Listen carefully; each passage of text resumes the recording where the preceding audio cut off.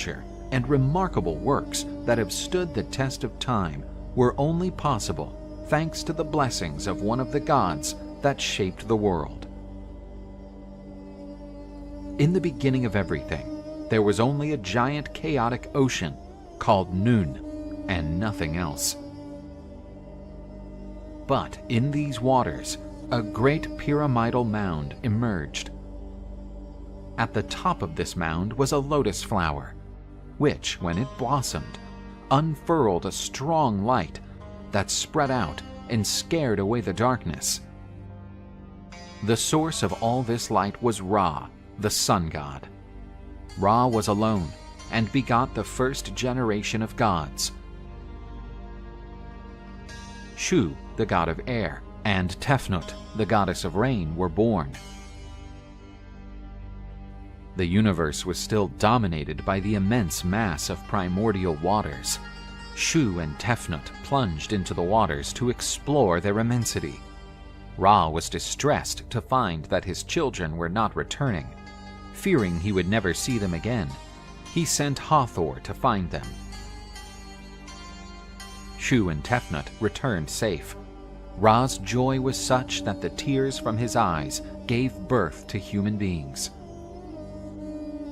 After returning, the descendants of Ra begot Geb, god of the earth, and Nut, goddess of the sky. This is how heaven and earth were created. The great god Ra ruled the universe sovereignly, with the title of the first pharaoh. The god offered Egypt several sacred animals, such as the ox and the lion, but his greatest gift was the creation of the river Nile. Around its banks, man would build a civilization to please the gods. In his human form, Ra was worshipped by the Egyptians as god and pharaoh. But as he grew older and his glory faded, men began to worship the serpent Apophis, which angered Ra. Ra ordered the lioness god Sekhmet to organize a great slaughter to punish the men. Many of those who survived Sekhmet's attack drowned in the flood of blood that followed. Ra's earthly reign seemed to be nearing its end, and he retired to his solar boat. In it, the god traversed the skies during the day. But during the night, he would enter the underworld, the realm of the dead. In the underworld, he faced the serpent Apophis. Each sunrise meant a new victory for the god over darkness. The gods Nut and Geb gave birth to a powerful offspring: Isis, Nephthys, Seth, and Osiris. They would take over the government of the world, while Ra reigned in the heavens. Osiris went on to reign over the world, occupying the throne that was formerly Ra's, leading humanity to civilization. But the throne of the new god was not secure, for his brother Seth wanted to take all the power for himself. This was the beginning of the saga of the gods of Egypt.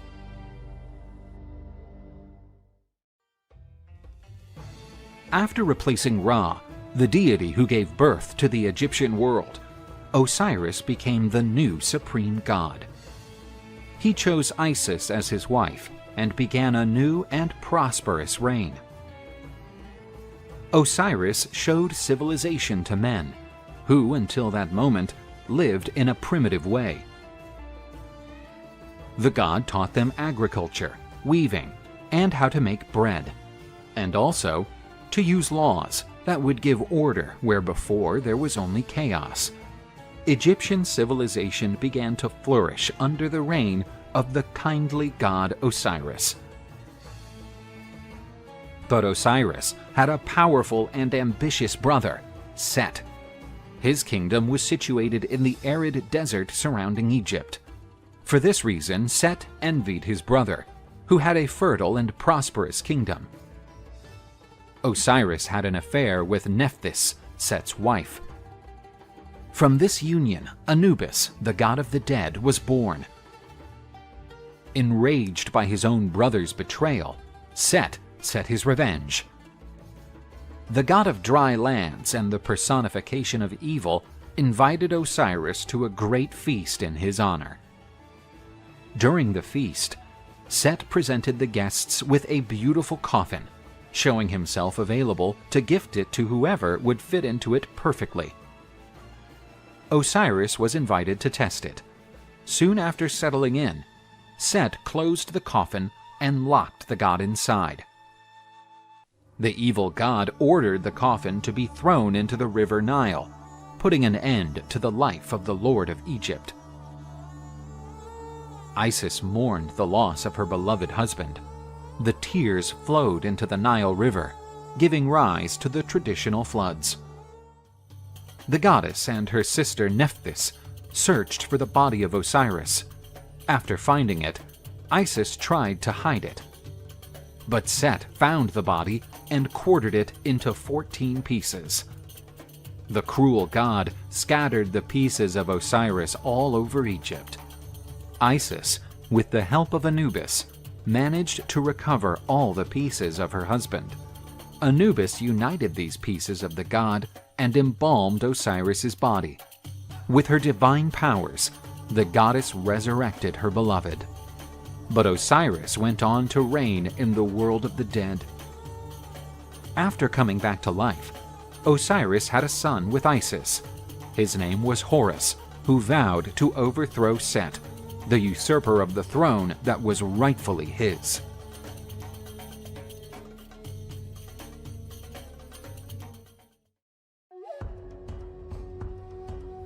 Set, the god of destruction, had murdered Osiris, the reigning god of Egyptian mythology. He took his brother's throne for himself and initiated his reign of terror. Osiris, however, had begotten an heir together with the goddess Isis. His name was Horus. He was a falcon god, and it had been prophesied that he would reign over the heavens and bring back the light over Egypt, thereby ending the darkness brought by Set. As an adult, Horus decided to reclaim his throne, usurped by his uncle. This strife would bring even more chaos to Egypt, and so it would be tried by the gods. It was decided in the divine court, presided over by the solar god Ra, that the one who was worthy to sit on the throne would have to conquer several disputes, and so the duels between Set and Horus began. Set had the affection of Ra, since the usurper was protecting the solar god from the serpent Apophis while he was traipsing through the sky. The desert god proposed a challenge to Horus. Both of them were to become hippopotamuses and remain submerged for 3 months. Horus expected that his mother, the goddess Isis, would take advantage of Set's vulnerability to kill him. But the goddess did not have the nerve. Therefore, she was powerless to attack her brother. This treacherousness angered Horus, who attacked his mother, chopping off her head. The god Tot, a deity of knowledge, saved the goddess by putting a cow's head instead of the old one. The quarrel between Set and Horus lasted for many years. As they fought in the desert, Set managed to pluck out Horus's eyes. With the aid of Hathor, the goddess of love, Horus got his eyes back. The heavenly court of the gods required Set and Horus to reconcile. The malignant god, while feigning goodwill, invited Horus to a feast in his palace. But overnight, Set tried to abuse his nephew, rendering him undignified for the throne. Yet Horus managed to fight back and prevented the god from spreading his poisonous seed. Horus then decided to take vengeance. With the assistance of the goddess Isis, the god placed his holy seed in lettuce leaves, offered to Set by the goddess Isis. The god of the barren deserts devoured the tainted lettuce unsuspectingly. Envenomed, Set started to wilt in plain sight, and from his forehead a glowing disc burst out. Tot grabbed and fixed it on her own head. Set was embarrassed, and finally, after 80 years, the court granted Horus his birthright throne. Isis could not have been any prouder to see her son with Osiris assuming his father's throne. Set was bound to travel with Ra in his solar barge, and his raucous cries were audible through the noise of the thunder coming from the sky. This is how Horus's reign over Egypt started. and among his descendants were all of the pharaohs who once reigned over Egypt.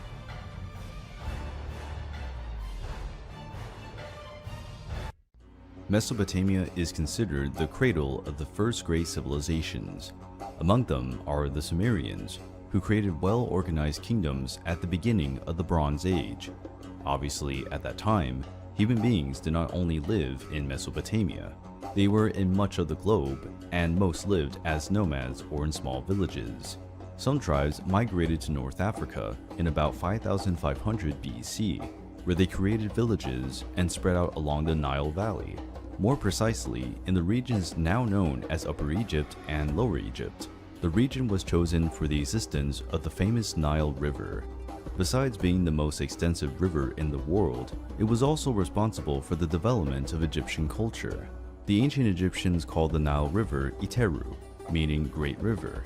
They considered it a gift from the gods to all living beings. Every year, the Nile River has periods of high tide, irrigating the soil around it. The debris makes the land dark and fertile, and makes it possible to farm and graze rural animals. One of the names that the Egyptians used to refer to their land was Kemet, a term that can be translated as Black Earth, underlining the importance of fertility in the soil. The most prominent region is the delta of the Nile, where the river is divided into several branches, flowing into the Mediterranean Sea, where the largest number of settlements are. As with the Mesopotamian peoples, the dominance of agriculture was the main stimulus to boost trade and cultural development of the early Egyptians. As time went by, settlements became independent cities. Soon, the first rulers began to emerge, who declared themselves sovereign kings of their territories. In 3100 BC, a king of Upper Egypt began a military campaign against the other cities. The identity of this king is discussed among historians. Archaeological records indicate the existence of a semi-legendary king who, according to the beliefs at the time, would be a descendant of Horus. This mysterious king was probably known by the name of Narmer or Menes. There are strong indications that Narmer would be the name used. More complete studies indicate that Menes was an honorary title, which means he who perseveres.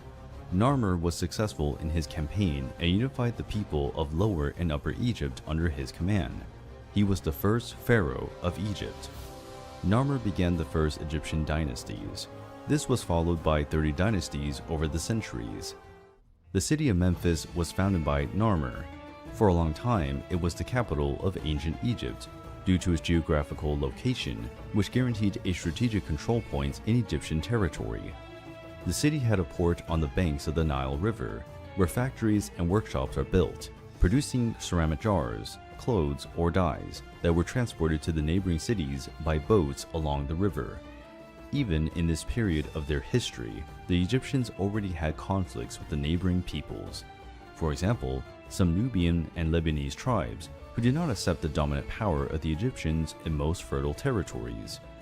These tribes constantly rebelled against the Egyptians and attacked smaller villages and cities, provoking violent fighting and making it difficult to distribute goods throughout the region. It is possible that Pharaoh Narmer married Nithotep, a princess from North Africa. The marriage would have political objectives to appease disputes on Egyptian territory. Nithotep was the first queen of Egypt. Perhaps she was the first female pharaoh after Narmer's death. If so, she was the first woman in history to rule a dynasty. Nithotep's name was found in several places, such as tombstones and sacred objects. This underlines its importance as co-founder of the first dynasty. She is the oldest queen of ancient Egypt, whose name is known by historians. During the great history of ancient Egypt, the pharaohs played a more important role than traditional figure attributed to kings and emperors. The Egyptians considered us sacred beings to the Egyptians. According to the beliefs of the time, the pharaohs had inherited divine blood. They were descendants of Horus, and for that reason, only those who belonged to that same lineage were entitled to the throne. This explains why some women have taken over throughout Egyptian history. In contemporary peoples, only men had the right to rule, but the Egyptians always chose a woman with divine blood over a man without that trait. The pharaohs were not only in charge of governing, they were also the supreme commanders of the army, the highest magistrates, and the highest priests. The pharaoh was the human figure closest to the gods. Despite all the benefits available to the pharaohs, their lives were not particularly easy. Some took on the burden of governance of a nation before the age of 12. The heir to the royal throne was prepared from childhood to fill the position. He had to learn military tactics, the history of kingdoms, and military conquests. He also had to learn to read, write, and memorize religious rites. Despite the authority of the pharaohs, they rarely remained in power for long. Their reign was often interrupted by invaders or coups. To prolong the reign of the pharaohs, every year ritualistic festivals took place, the Opet festivals. The objective was to rejuvenate the pharaoh and his bond with the gods. When a pharaoh was able to remain in power for about 30 years, a great party was organized to exalt his reign. At death, he was honored with parties, songs, and rituals of passage to the other world. Around 2686 BC, the phase known as the Ancient Empire, also known as the Pyramid Age, began. In this period, Egypt was already established as an empire, having commercial relations with the Lebanese, Palestinian, and Mesopotamian peoples. Egypt had become a land of great riches. During the Ancient Empire, there were great artistic and architectural breakthroughs. The paintings that adorned the temples and palaces were made with great skill, whose proportions were calculated with high precision. The dye came from the extract of plants and minerals. Insects and animal blood were even used to achieve more vivid colors. As a result, many paintings maintain their colors and splendor today. The paintings could represent from everyday life to great events, such as bountiful harvests, the crowning of pharaohs, or natural disasters. The gods and sacred rituals were prominent in the artistic representations. Many of the most famous stories of the Egyptian pantheon were told through paintings and carvings of palace walls and tombs. In the economy, all production was accounted for and recorded, which enabled a more accurate allocation of resources. Government officials collected taxes, recruited peasants to work on crops or in construction, and headed the legal system, commanding patrols of soldiers and prosecuting crimes. During the Ancient Empire, the military area also progressed. The soldiers already had breastplates made of wool or leather, shields made of wood and covered with leather, and the iconic Khopesh sword, also of this period. Around 2200 BC, there was a great period of drought in Egypt, which lasted 140 years. It caused hunger in the population and a decline in economic and social power. Instability ravaged Egypt, and the pharaoh's government lost control of his territories. Some provinces further away from the capital revolted and declared independence. The leaders of the rebel provinces stopped paying taxes to the central government and began to enrich their own coffers. In the end, a kind of mafia leader was born, as they hired criminals and deserters as personal protectors. Two groups stood out. One commanded Lower Egypt, from the city of Heracleopolis, and the other commanded Upper Egypt, from the city of Thebes. Around 2055 BC, the forces of Thebes, commanded by Mentuhotep II, defeated the rulers of Heracleopolis, unifying Egypt again and beginning the period of the Middle Empire. The sands of Egypt hold secrets and stories that awaken our imagination and will to unravel the past of one of the greatest civilizations in history. After the difficult times of the Ancient Empire, the Egyptians managed to recover their ancient territories and trade routes. It was the beginning of a new era of prosperity. This new phase in Egyptian history is known as the Middle Empire, between 2050 BC and 1710 BC. After re-establishing military control in Egypt, the economy had to recover. New irrigation systems were built, besides new monuments to the gods. Pharaoh Mentuhotep II began a military campaign to conquer Nubia, a region rich in gold and precious jewelry, and very lucrative for the debilitated Egyptian coffers. The fight against the Nubians lasted many years, and, despite their insistence, the Egyptians were unable to totally subjugate their opponents, proving the great military capability of the African tribes. Mentuhotep II died after reigning for 51 years. He was buried together with his 6 wives in a funeral complex in Deir el-Bahari. After Egypt regained its financial power, without facing great external threats, the empire entered an erudite period. During the Middle Empire, the concept of life beyond death gained notoriety. Dying, something that was already seen as a rite of passage became even more important in the daily life of the Egyptians. The rulers also recovered the habit of erecting pyramids as tombs, ordering the construction of ever larger monuments. The construction of the pyramids began in the ancient empire. Djoser's pyramid was the first, built around 2630 BC, located northwest of the city of Memphis. The Djoser pyramid and its tomb complex are considered the oldest monumental structures in the world, designed by architect Imhotep. During his life, Imhotep was probably one of the most important men in Egypt, with knowledge in several areas, such as medicine, architecture, religion, and carpentry. Imhotep belongs to a small group of plebs who received the status of deities in Egypt. This distinction was usually reserved for the most important members of the nobility. Imhotep's historical existence is proven through two contemporary inscriptions on the base or pedestal of one of Djoser's statues. Imhotep was such an important figure that even after his death, he continued to be revered. His grave was hidden in complete secrecy and remains unknown to this day. So far, 123 pyramids have been found and accounted for in Egypt, some of them already practically in ruins. The decision to build pyramidal tombs is justified because this is the safest way to erect a monument, because the base is wider and heavier than the top. Even so, some pyramids collapsed in antiquity, due to irregularities in their shape or the wrong choice of terrain. When this happened, the builder responsible for the work was executed. There is also the famous bent pyramid, which remains to this day. However, its shape has changed during construction. The construction of the pyramids required great physical effort and complete logistics. Each granite stone weighs approximately 2.5 tons, having been extracted from quarries, sometimes located 800 kilometers away from the construction site. They were then placed on barges and transported along the Nile River. After being unloaded, the stones were transported with ropes and sleds to the construction site. There, they were cut and sanded until they reached the necessary shape. Only then, they were dragged on ramps to the final destination. The exact number of workers participating in construction is unknown. It is believed that more than 30,000 men took part in the efforts to erect these monuments. The majority were freemen, who received a salary and tax exemption.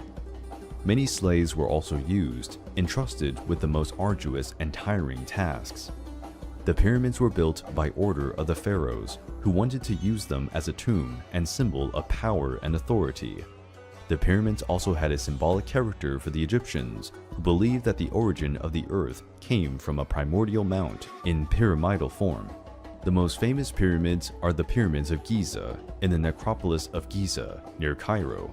The necropolis has 3 pyramids. The highest is Cheops, the middle is Khafra, and the smallest is Menkaure. There are still some smaller monuments near the pyramids, known as the Pyramids of Queens. The Great Sphinx is also part of the necropolis. At their peak, the pyramids were finished with a cover of polished white limestone, which reflected the sunlight at great distances. And at the top were placed stones adorned with hieroglyphic writing. Possibly, some pyramids would have a top made of or coated in gold. It was a breathtaking vision. The Pyramid of Cheops was an impressive 146.5 meters high. Today, there are 138.8 meters left. It is the oldest of the 7 wonders of the ancient world, and the only one that still exists. Almost all the pyramids were plundered, inside and out. The limestone cover and the granite stones were removed for use in other buildings over the centuries. The justification for this enormous dedication to building gigantic funerary monuments lay in the religion of the ancient Egyptians, which strongly influenced the people's view of life and death. The Egyptians left no written sources that clearly explained their beliefs. For this reason, modern historians use the paintings and scriptures left in temples, pyramids, and tombs as their source. Another source of this research are the 3 collections of hieroglyphic texts from different periods. These texts are the Book of Pyramids, the Book of Sarcophagi, and the Book of the Dead. The ancient Egyptians believed that those who had divine blood could be resurrected after a few hundred years, recovering their place as rulers. This concept of death and rebirth explains why the pharaohs created environments where they could preserve their bodies and return to life. Mummification was intended to preserve the body that would be retrieved by the sovereign.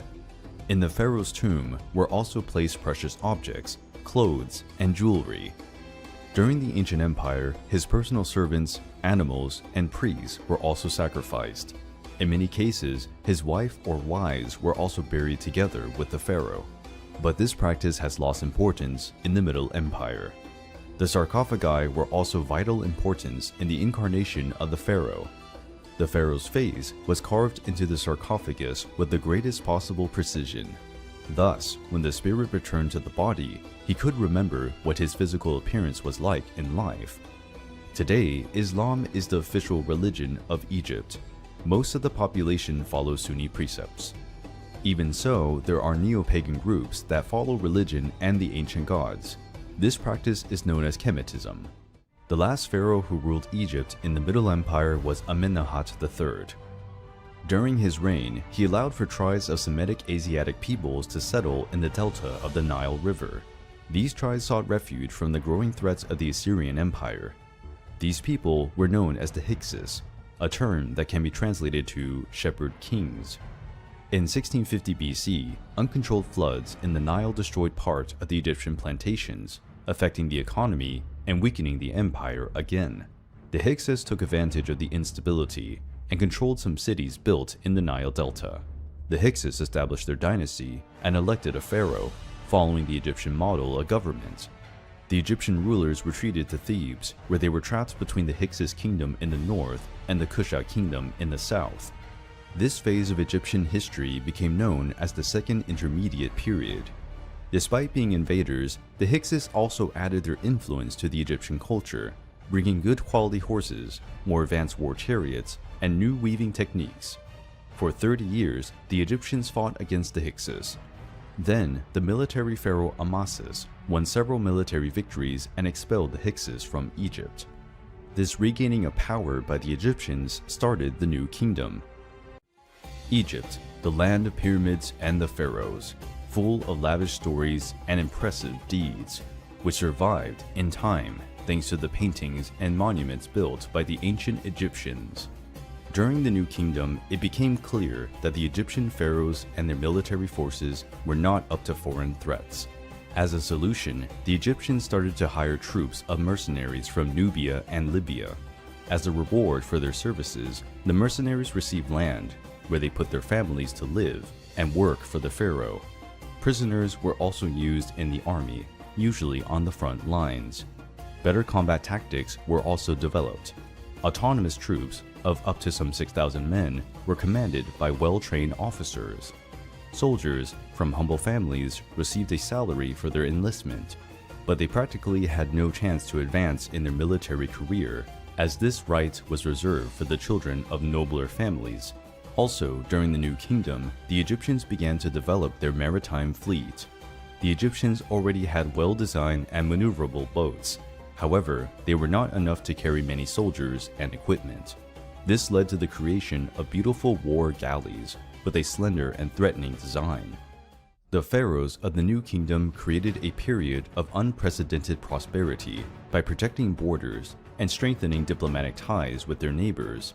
Military campaigns, led by Pharaoh Thutmose I, led to the conquest of new lands, guaranteeing the dominance of Palestine, Syria, and Lebanon. Thutmose I ordered new constructions in several cities and elaborated new works of art, among them a stela, where his achievements as a ruler were recorded. His successors maintained territorial control, fighting rebellions in the conquered lands. His grandson Thutmose III was considered one of the most important pharaohs of ancient Egypt. Thutmose III had a great military activity, with more than 17 campaigns, and maintained his grandfather's building momentum. During the reign of Thutmose III, there was a revolt in Canaan. The Canaanites were led by the king of the city of Kadesh and assembled troops to expel the Egyptians from their territories. This dispute originated the famous Battle of Megiddo, which has enormous archaeological importance. It was the first battle to be recorded and detailed in writing in history. The Egyptians described the details of the battle on the walls of the temple of Amon-Ra, which today is in the city of Luxor, the ancient Thebes. Thutmose III gathered his army and fought against the rebels in a plain. His victory caused the Canaanites to retreat into the city of Megiddo on top of a hill. The battle ended after Megiddo was besieged for 7 months, which led to the surrender of the city. Also in the Battle of Megiddo was used for the first time the compound bow, a more effective version than the bows used previously. The victory was very profitable for the Egyptians. According to the reports, they captured 894 war chariots, 2 of them covered in gold, and 2,000 horses. After this victory and subsequent conquest of the territories, Egypt reached its peak. Its territorial domination started at the Euphrates River in Syria and went to Napata in the Kushite territory. Thutmose III still attacked the kingdom of Mitanni that belonged to the Horites. He won again and annexed new lands to Egypt and a new contingent of captured soldiers. Thutmose III is believed to have visited the Greek city of Crete, probably the first pharaoh of Upper Egypt to travel by sea and visit a foreign nation. But not everything went well for the Egyptians during the new kingdom. A turbulent period erupted when a new pharaoh took the throne. Pharaoh Akhenaten was one of the most controversial figures in Egyptian history, and his life is full of mysteries and questions. Akhenaten wanted to extinguish the cult and traditional deities of Egypt. He challenged more than 1,500 years of religious traditions when he decided to adopt only one god, decreeing that the god of Aton was the only creator of all things and living beings. The god Aton was the personification of the sun, source of light and warmth to the world. The pharaoh chose Akhenaten's name, which can be translated as "he who praises Aton." Akhenaten was a sloppy pharaoh in diplomatic and military relations. Neighboring kingdoms severed relations with Egypt, and some became threats again. The ancient Egyptians later referred to Akhenaten as the Mad Pharaoh. The monarch constantly showed his religious fervor, affirming, "Aton lives, there is no other except him." This behavior infuriated many priests and citizens, causing riots and violence in parts of the new kingdom. Akhenaten's main wife was Queen Nefertiti, who became world-renowned when her bust was found in 1912 by German archaeologists. Nefertiti is believed to have been a beautiful woman. The sculpture was never finished, with one eye missing, so that her image would not provoke the anger and jealousy of the Egyptian goddesses. After Akhenaten's death, Nefertiti disappeared from the historical records, and her fate is unknown. Akhenaten reigned for about 17 years. This time was enough for Egypt to lose much influence and dominion. Akhenaten's cause of death is unknown. There are suspicions that he was murdered by a group of priests who worshipped the ancient gods. Akhenaten had many children. One of them would have a special prominence in Egyptian history. His son was the famous Tutankhamun. After Akhenaten's death, Egypt went through a troubled period. His son was still too young to assume the throne, and his daughters could not take power because there is a living male heir. An enigmatic figure took over, Smenkhare. There are debates about whether Smenkhare was actually Nefertiti, who would have assumed the throne and changed her name. Another possibility is that Smenkhare was Akhenaten's son-in-law, taking the throne by marrying one of the daughters of the former pharaoh. Noble Ai and a general named Horemheb also appeared. Both served Akhenaten and Nefertiti. It's probably that Ai was Nefertiti's father. Ai aspired to reach the throne and had members of the royal family murdered. The young Tutankhamun and his half-sister Ankhesenamun were rescued and taken to Thebes. Tutankhamun was crowned pharaoh at only 9 years of age. To strengthen the lineage, he married his half-sister, who was only 11 years old. Due to Tutankhamun's age, Ai ruled Egypt with the position of vizier, a kind of regent. His government was supported by General Horemheb.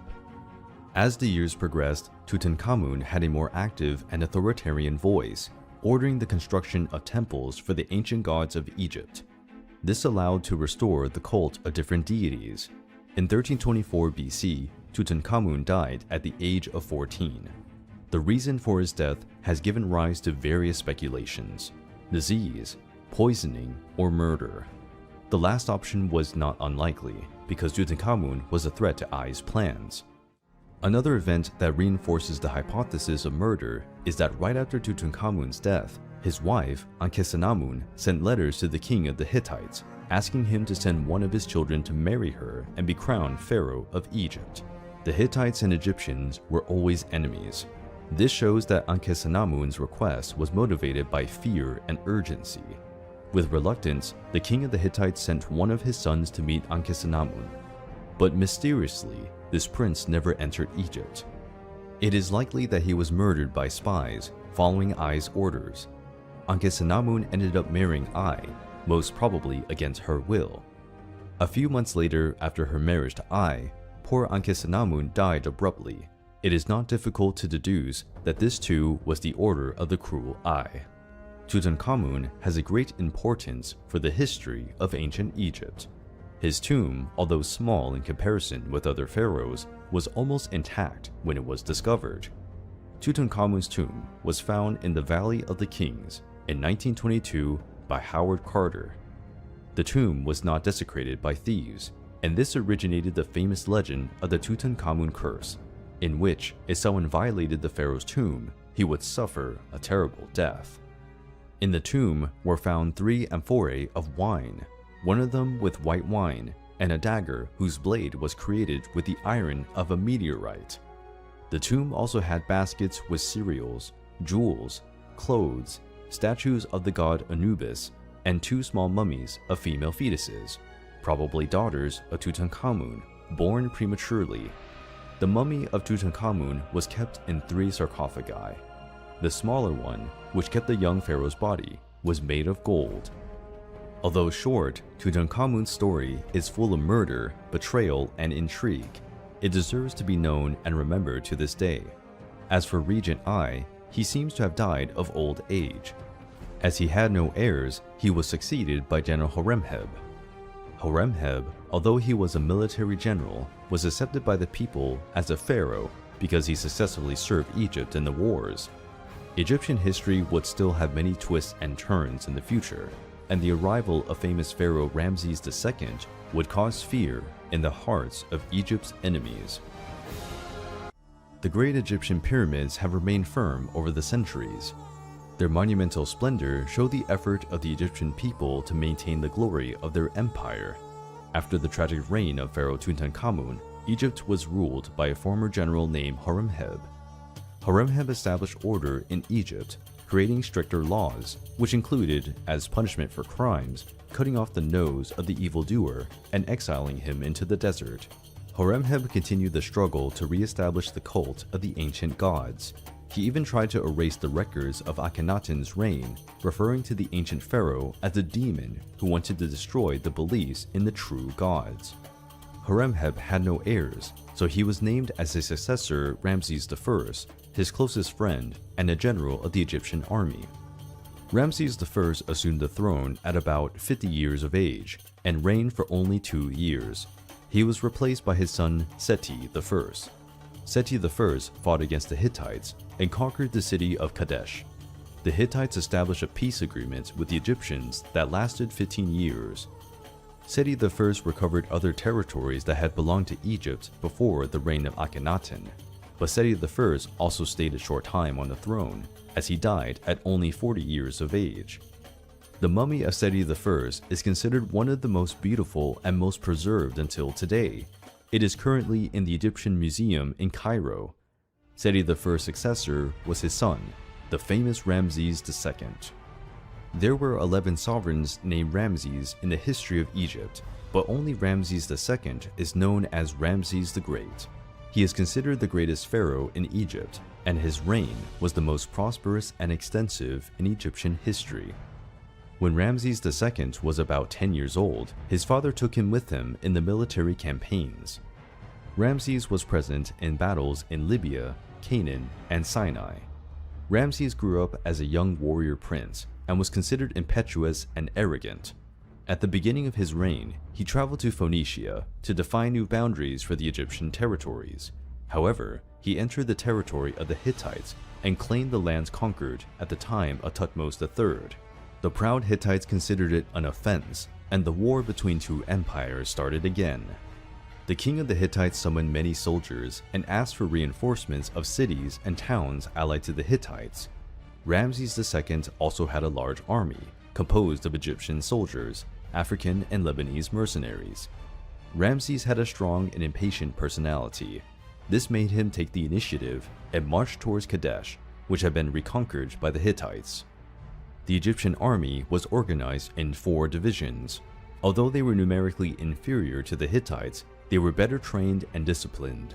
Suddenly, 2 Hittite soldiers gave themselves to the Egyptians. They claimed to be deserters, but in fact they were spies. After gaining the trust of the Egyptians, the spies passed the false information that the Hittite army was still far from Kadesh. Ramses wanted to take the opportunity to quickly reconquer the city and advance with his personal guard and a division of his army, while the other Egyptian forces advanced in slower pace. Already near the city of Kadesh, Ramses realized that he had fallen into a trap. The Hittites emerged from different directions and surrounded the Egyptian troops. It was such an unexpected event that it was recorded as the first military ambush in history. Even surrounded, Ramses and his personal guard used their war chariots and managed to make way against the enemy troops, breaking the siege. Meanwhile, the Egyptian infantry contained the advance of the enemies. Ramses managed to regroup with the other divisions of his army that came to his aid. Then he launched a counterattack that quickly dispersed the Hittites. That day, the king of the Hittites lost his brother, who was killed during the battle. Finally, the 2 forces retreated, both with many casualties and exhausted soldiers. Ramses retreated to Egypt, and King Hittite to the north of his territory. Technically, the fight had ended in a tie, but both leaders declared to have come out as winners of the battle. After a few more years of conflict and hostilities, Egypt finally signed a peace treaty with the Hittite Empire.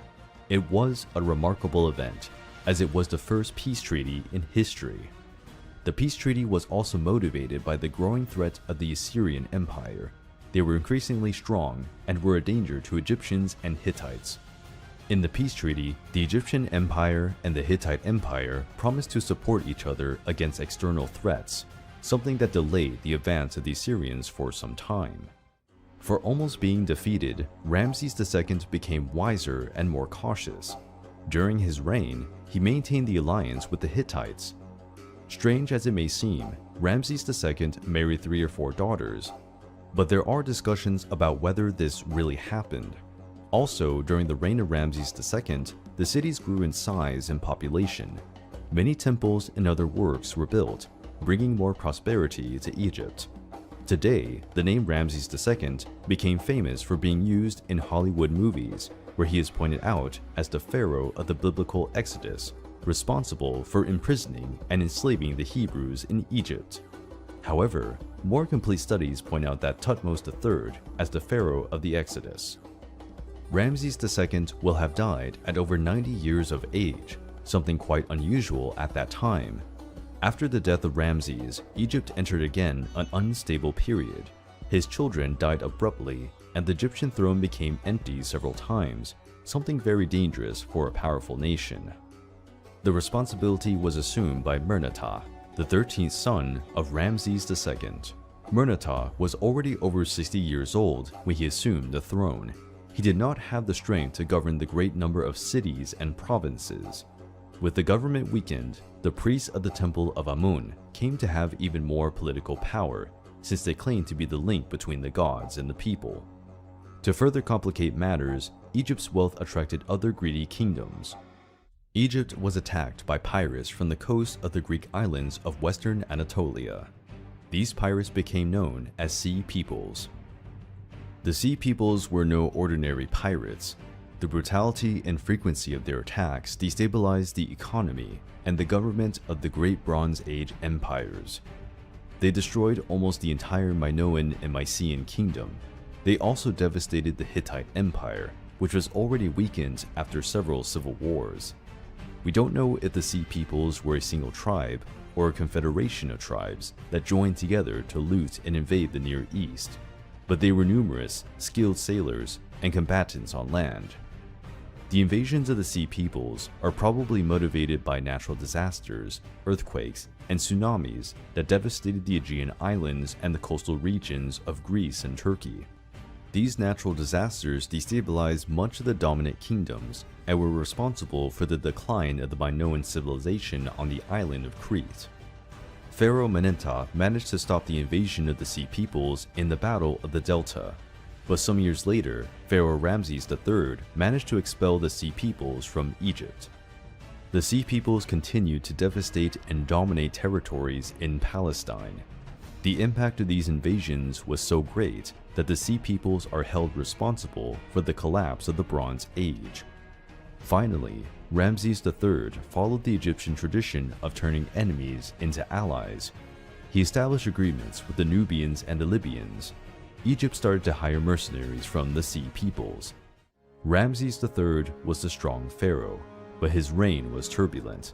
He was murdered at the age of 65 in a coup organized by one of his wives, who wanted his son as the next heir to the throne. Egypt was financially exhausted. Its coffers were emptied by the war against the pirate invaders.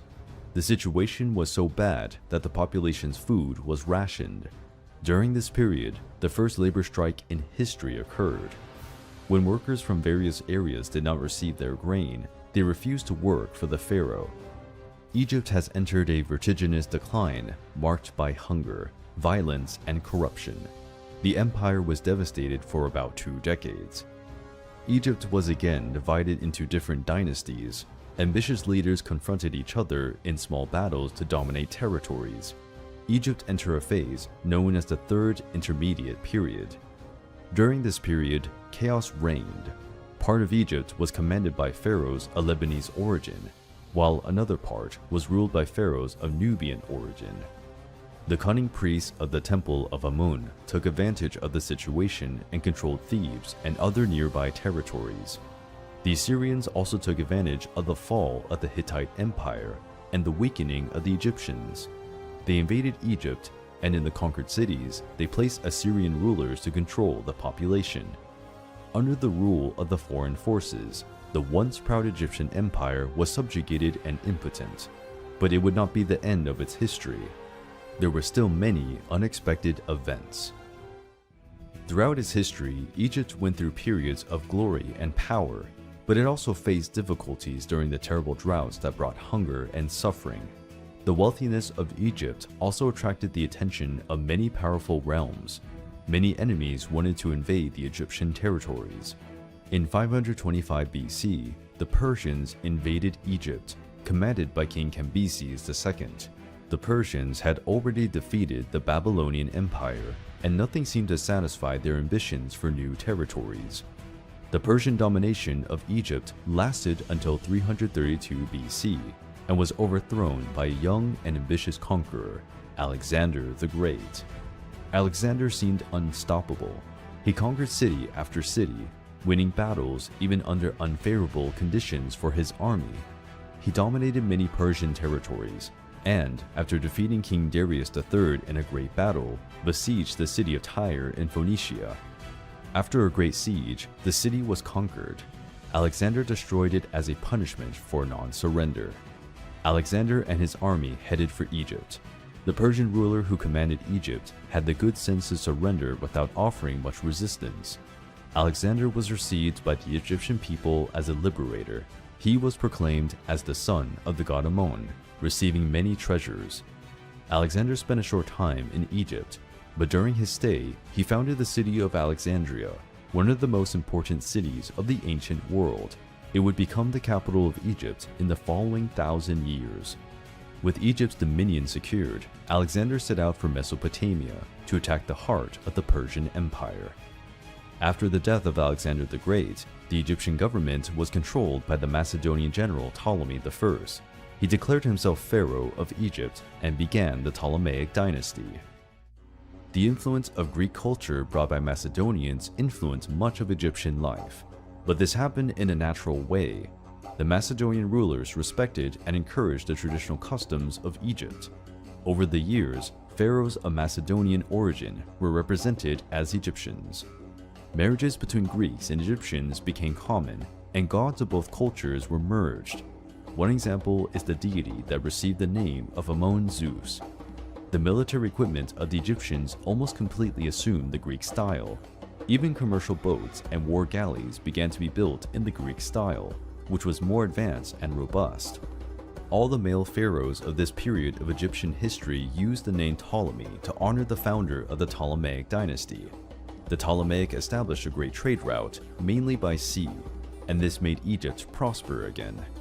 During the Ptolemaic dynasty, the famous Alexandria Library was also built, which had thousands of papyruses and clay tablets with the most diverse registers and studies in areas of mathematics, philosophy, and architecture. The Ptolemaic kingdom went into decline with Ptolemy. He was a detestable king, lazy in political affairs, easily corruptible, and cruel. He had relatives killed, including his brother, father, and mother. At the end of the Ptolemaic kingdom, Egypt was plunged into political chaos. Many Ptolemaic pharaohs were cruel tyrants. Murders within the family were common. While Egypt was going through another turbulent period, a new threat from the Mediterranean Sea was aimed at reaching the land of the pharaohs. Rome had already conquered vast territories in much of the European continent and wanted to further expand its domains. The Roman Senate decided to intervene in the political situation of the Egyptians because Rome depended a lot on grains exported from Egypt. If another civil war occurred, Rome would run out of food for its legions. The famous Cleopatra was not the first with this name. She was part of the Ptolemaic dynasty, direct descendant of Ptolemy I. In her childhood, she studied with Greek teachers and was educated in religious cults of different cultures. It was said that Cleopatra could speak 8 languages. Cleopatra became queen at 18. Despite sharing power with Ptolemy XIII, her younger brother, she seems to have dealt with the kingdom's problems alone. At the beginning of her reign, she had serious problems. Egypt was facing another drought and period of hunger. As time went by, Cleopatra's younger brother began to confront his sister. He had the support of his childhood tutors and other nobles who preferred a male ruler. Cleopatra married Ptolemy XIII, but it was a merely symbolic marriage, for they never had a good relationship, nor did they consummate the union. Ptolemy XIII eventually removed Cleopatra from her position and began to reign alone. The Egyptian population revolted, and of course, Rome was watching everything, fearing another civil war in Egypt. In 48 BC, Julius Caesar arrived in Egypt with his troops, staying in the palace of Alexandria. Cleopatra, knowing the fame of the Roman general, did not waste time and sought to establish an alliance with him. Cleopatra was successful in her negotiations with Julius Caesar. The two became allies and lovers. Now they needed to overthrow the usurper brother and recover the Egyptian lathe. Caesar called troops to besiege Alexandria. This was followed by a series of clashes between the Romans and Ptolemy XIII's troops. Finally, a great battle took place on the west bank of the Nile River. Ptolemy XIII had about 20,000 men, and Julius Caesar had a smaller number of troops. But Caesar advanced with his army, which received Greek reinforcements. Both military forces advanced by land, while the boats traveled along the Nile River. It was a battle that took place on land and water. Caesar and Ptolemy followed the movements of the troops as they sailed on their boats. The battle on land was brutal. Ptolemy's troops were on higher ground and forced the Romans to retreat. Many Roman soldiers fled and swam towards the boat. During the confusion, Caesar's galley capsized with the weight of the men who climbed aboard. Julius Caesar had to swim to the riverbank to survive. At the height of this confusion, the Greeks arrived to support Caesar. The Romans managed to regroup their troops and counterattack with the help of the Greek allies. They conquered the Egyptian camp where Ptolemy's troops were. With this turnaround, Ptolemy's troops fled to the Egyptian boats. Ptolemy's boat also capsized. Ptolemy was not as lucky as Caesar. He drowned because of his heavy armor, which dragged him to the bottom of the Nile. After the battle, Cleopatra returned to the throne. Most of the conspirators were arrested or executed. In 44 BC, Julius Caesar was murdered in the Senate of Rome. Cleopatra sought a new alliance with General Mark Antony. Mark Antony and Cleopatra were married in Egypt, but Rome never considered this marriage official, since Mark Antony was already married to a Roman. Mark Antony offered Cleopatra vast territories that belonged to Rome. In his will, he affirmed his desire to be buried in Alexandria. The Roman Senate rebelled and gave General Octavian permission to go to war against Mark Antony and Cleopatra. To face the situation, Cleopatra joined her army to that of Mark Antony. It was the largest maritime fleet ever seen in history. They left for Greece, where they were intercepted by the fleet of Roman ships. The maritime battle was disastrous for Mark Antony and Cleopatra. Their naval fleet was destroyed by the Romans. Luckily, both managed to escape alive. A year later, Octavian besieged Alexandria and defeated the city's defenses without much difficulty, destroying the plans and ambitions of Mark Antony and Cleopatra. Cleopatra was an enormously powerful woman. She managed to keep Egypt united and, throughout her life, protected the territory from being swallowed by Rome. Cleopatra's life and personality were so remarkable that they continue to be an inspiration to this day. In our channel, we have a mini-series that tells in detail the incredible story of this great woman. Take a look at the videos. After millennia of existence, memorable battles, and political intrigues, Pharaonic Egypt lost its independence and became a province under Roman rule. The legacy of the ancient Egyptians is extremely valuable to human history. And of course, Egypt will continue to be remembered as the cradle of one of the greatest civilizations ever.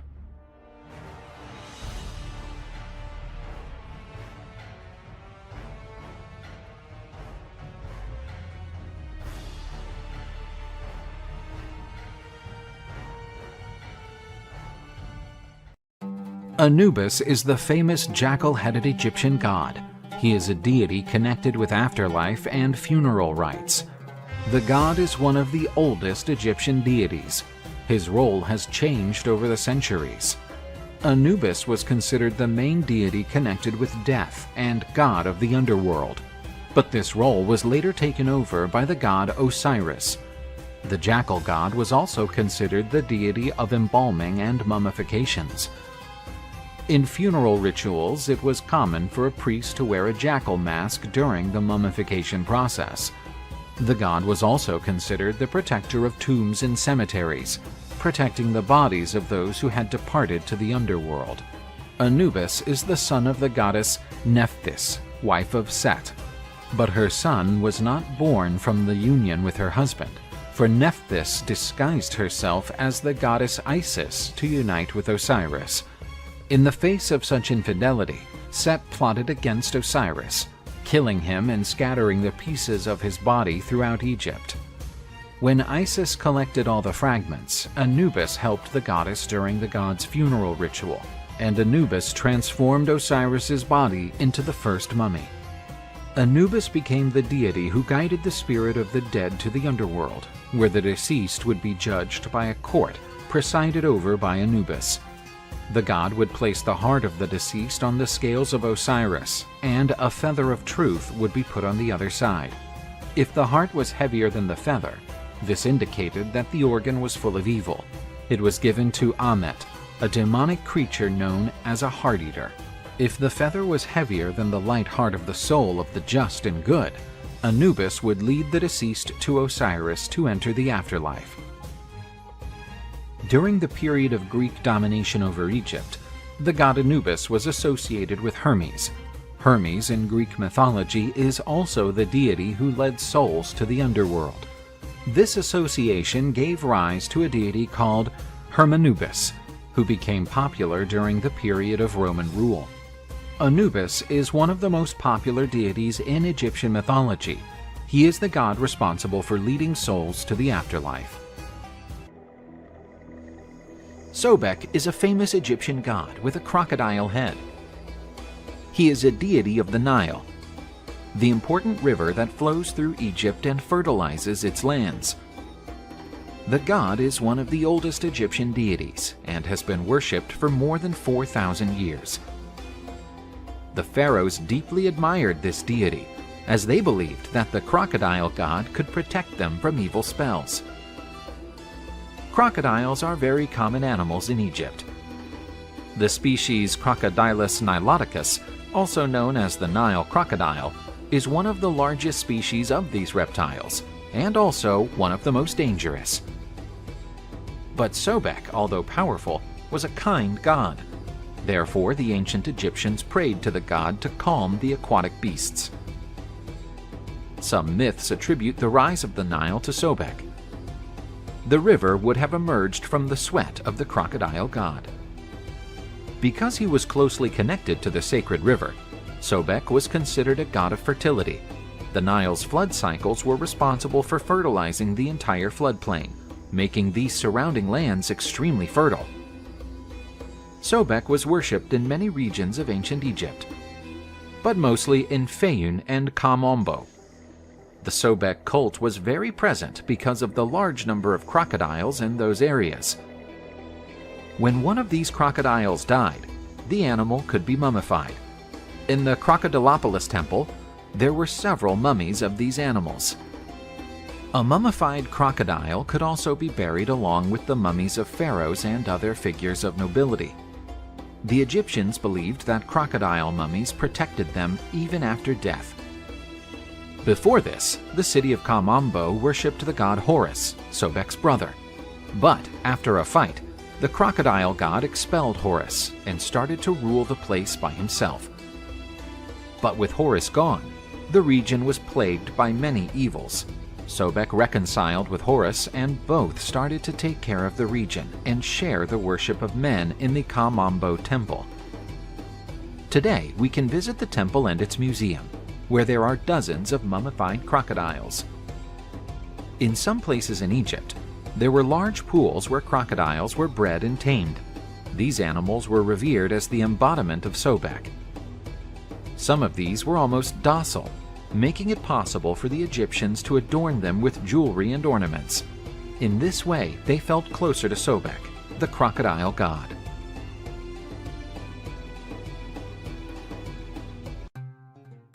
Bastet is the cat goddess of Egyptian mythology.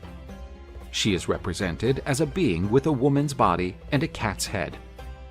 Cats were honored animals and considered sacred by the Egyptians. Cats played an important role in the Egyptian world, as the animals protected people's food from rodent infestations. And cats also scared off dangerous, poisonous snakes. Bastet is a goddess connected with the sun. Therefore, during the day, the goddess followed Ra on his journeys across the sky in his solar boat. During the night, the goddess took the form of a full cat, and she protected the world against the terrible serpent Apophis. The goddess was worshipped throughout Egypt. To harm any cat was a terrible sacrilege. The perpetrator of such violence could be sentenced to death. Cats were considered family members. According to some accounts, when a house was burned down, cats would enter the blazing dwelling to help the residents escape.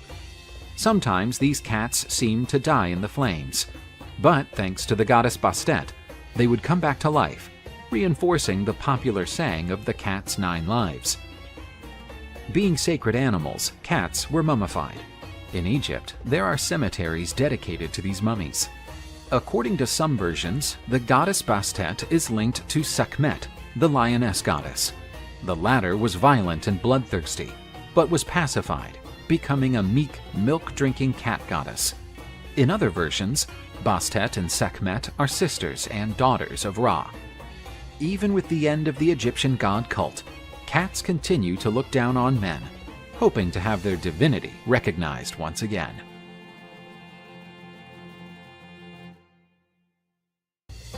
Set was one of the most famous gods in Egyptian mythology. He was the son of the gods Geb and Nut, the sky and the earth, and the brother of Osiris, Isis, and Nephthys. Like most Egyptian gods, Set was represented as a man with an animal head, but to this day it is debated which animal this was. Some say he was a hybrid beast, a mixture of pig and donkey, or an aardvark, an animal similar to an anteater, but there is no consensus. The god personified violence and destruction, and was also considered a trickster. Set was the lord of the deserts and infertile lands, while his brother Osiris was worshipped as the god of fertility. The god Set was married to Nephthys. And, according to some traditions, because Set was the god of infertility, he would have had no descendants. Set was very jealous of his brother and devised a plan to take his throne away from him. The god of destruction murdered his brother and stole his throne. But Osiris had had a descendant named Horus, the falcon god. The latter sought to avenge his father's death and take the throne from the usurper. The clash between Horus and Set is one of the most famous stories in Egyptian mythology. For a long time, the gods fought among themselves, but Horus emerged victorious. The gods recognized the vast power of Set, which was not to be wasted. Therefore, Set was to sail together with Ra, the sun god, and protect him from the terrible serpent Apophis. When Apophis appeared to attack Ra's boat, Set was poised to defend the world from the eternal night. According to some scholars, Set was considered one of the main gods of Upper Egypt at the early formation of the Egyptian civilization, as opposed to Horus, worshipped in Lower Egypt. But after the unification of Egypt, Set, associated with the northern Semitic invaders, lost much of his prestige. The victory of Horus's followers over the Hyksos who worshipped Set symbolized the victory of the forces that represent order against the agents of chaos and destruction. Set was considered responsible for the destruction of crops, hunger and thirst, scorching heat, and great droughts. The day that represented the birth of Set was seen as a day of bad luck, where new projects and ventures were to be avoided. Although defeated and rejected, the great power and influence of Set within the ancient Egyptian religion is undeniable. Isis is the most important goddess in Egyptian mythology. She personified the faithful wife and loving mother. The goddess was the daughter of Geb and Nut, being married to Osiris. Her cult spread beyond Egypt, coming to have a strong influence in the Greco-Roman world. Because she was recognized as a faithful wife, she was sometimes identified with the goddess Hera in Greece and Juno in Rome. The goddess mastered magic and was able to deceive the god Ra, extracting from the solar god the secrets about the laws that govern life and death.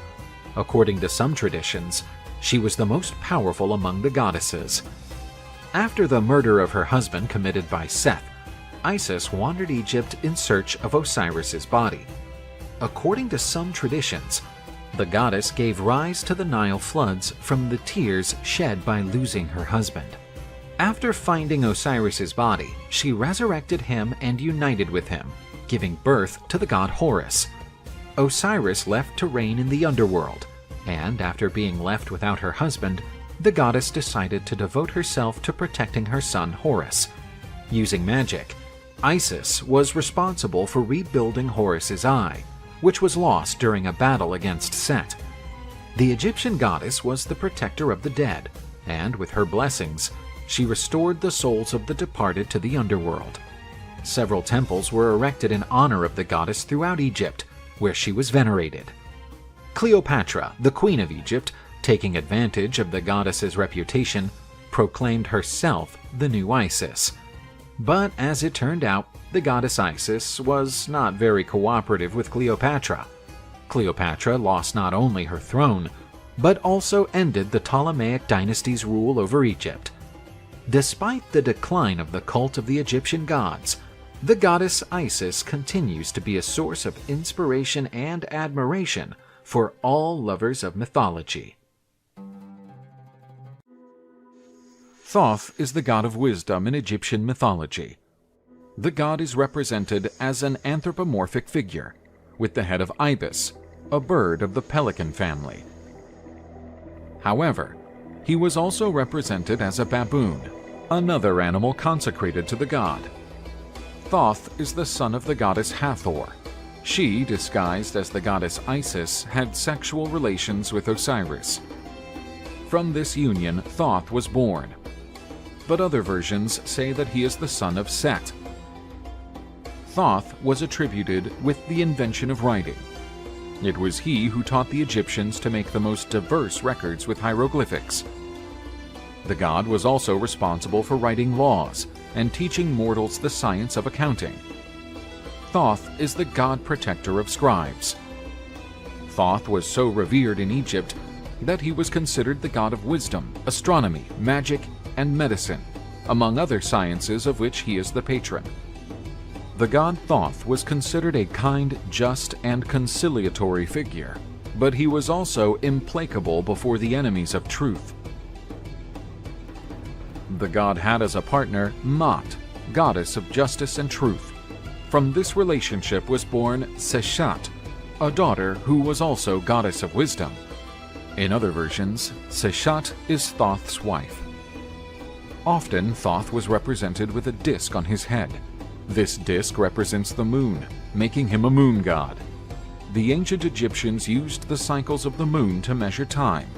Therefore, the god is linked to time, and he was responsible for the creation of the Egyptian calendars.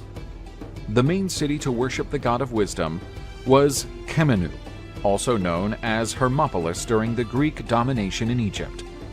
This city had the largest and best library in ancient Egypt. The millennial Egyptian god of wisdom continues to illuminate the path of those who seek knowledge and search for truth. One of ancient Egypt's most feared animals, the scorpion bears multiple symbolic layers within this age-old culture. For this reason, it comes as no surprise that there is a deity who is intimately connected to this creature. Serket is this goddess's name. One of Egypt's oldest goddesses, she was depicted as a hybrid between a woman and a scorpion. Serket is a deity associated with healing, magic, and poison. Egyptians prayed and offered sacrifices to ask Serket to protect them from snake and scorpion attacks. But as well as acting as a protector, the goddess could also inflict punishment on sinners by sending her venomous beasts to attack them. It was Serket's job to shelter the souls of deceased pharaohs and guide them to the underworld. She would also help in the pharaoh's rebirth process, breathing life into their new mortal bodies. Her role as protector also applied to the living world. Serket was summoned to protect workers, especially those facing danger, such as doctors dealing with poisons and toxins, or workers handling dangerous animals. Her association with poisons and ability to heal those stung by scorpions or snakes gave her a strong association with medicine. Serket amulets were common and used for protection against poisonous bites and stings. Often she was cast in spells and incantations to cure or protect against poisoning. Serket paintings were regularly found in the mummification halls and noble sarcophagi. She may not be as well known as other Egyptian deities, such as Isis or Osiris, but her presence and importance are clearly evident in the context of ancient Egypt. Serket, as guardian and protector, had a vital position in defending both the living and the dead. Osiris is one of the Egyptian pantheon's most revered deities. He represents the essence of order, morality, and civilization.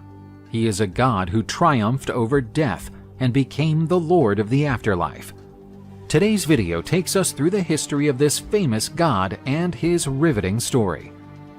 Osiris is usually considered to be the son of Geb, the god of the earth, and Nut, the goddess of the sky. This bloodline positions Osiris in an extraordinarily powerful and prestigious role within the divine hierarchy. His siblings include Isis, Set, and Nephthys. Since the dawn of time, Osiris has been associated with order, righteousness, and benevolence. The duality between Osiris and Set reflects the Egyptian belief in the need for balancing opposing forces. Osiris was viewed as a perpetuator of harmony and stability in the universe. He is often described as a righteous and wise king who ruled Egypt before becoming the god of the underworld. The god instructed the Egyptians in agriculture, laws, and the worship of the gods, laying the groundwork for Egyptian society and culture. These principles were key to Egypt's transformation from a nomadic and chaotic civilization into an advanced and organized one.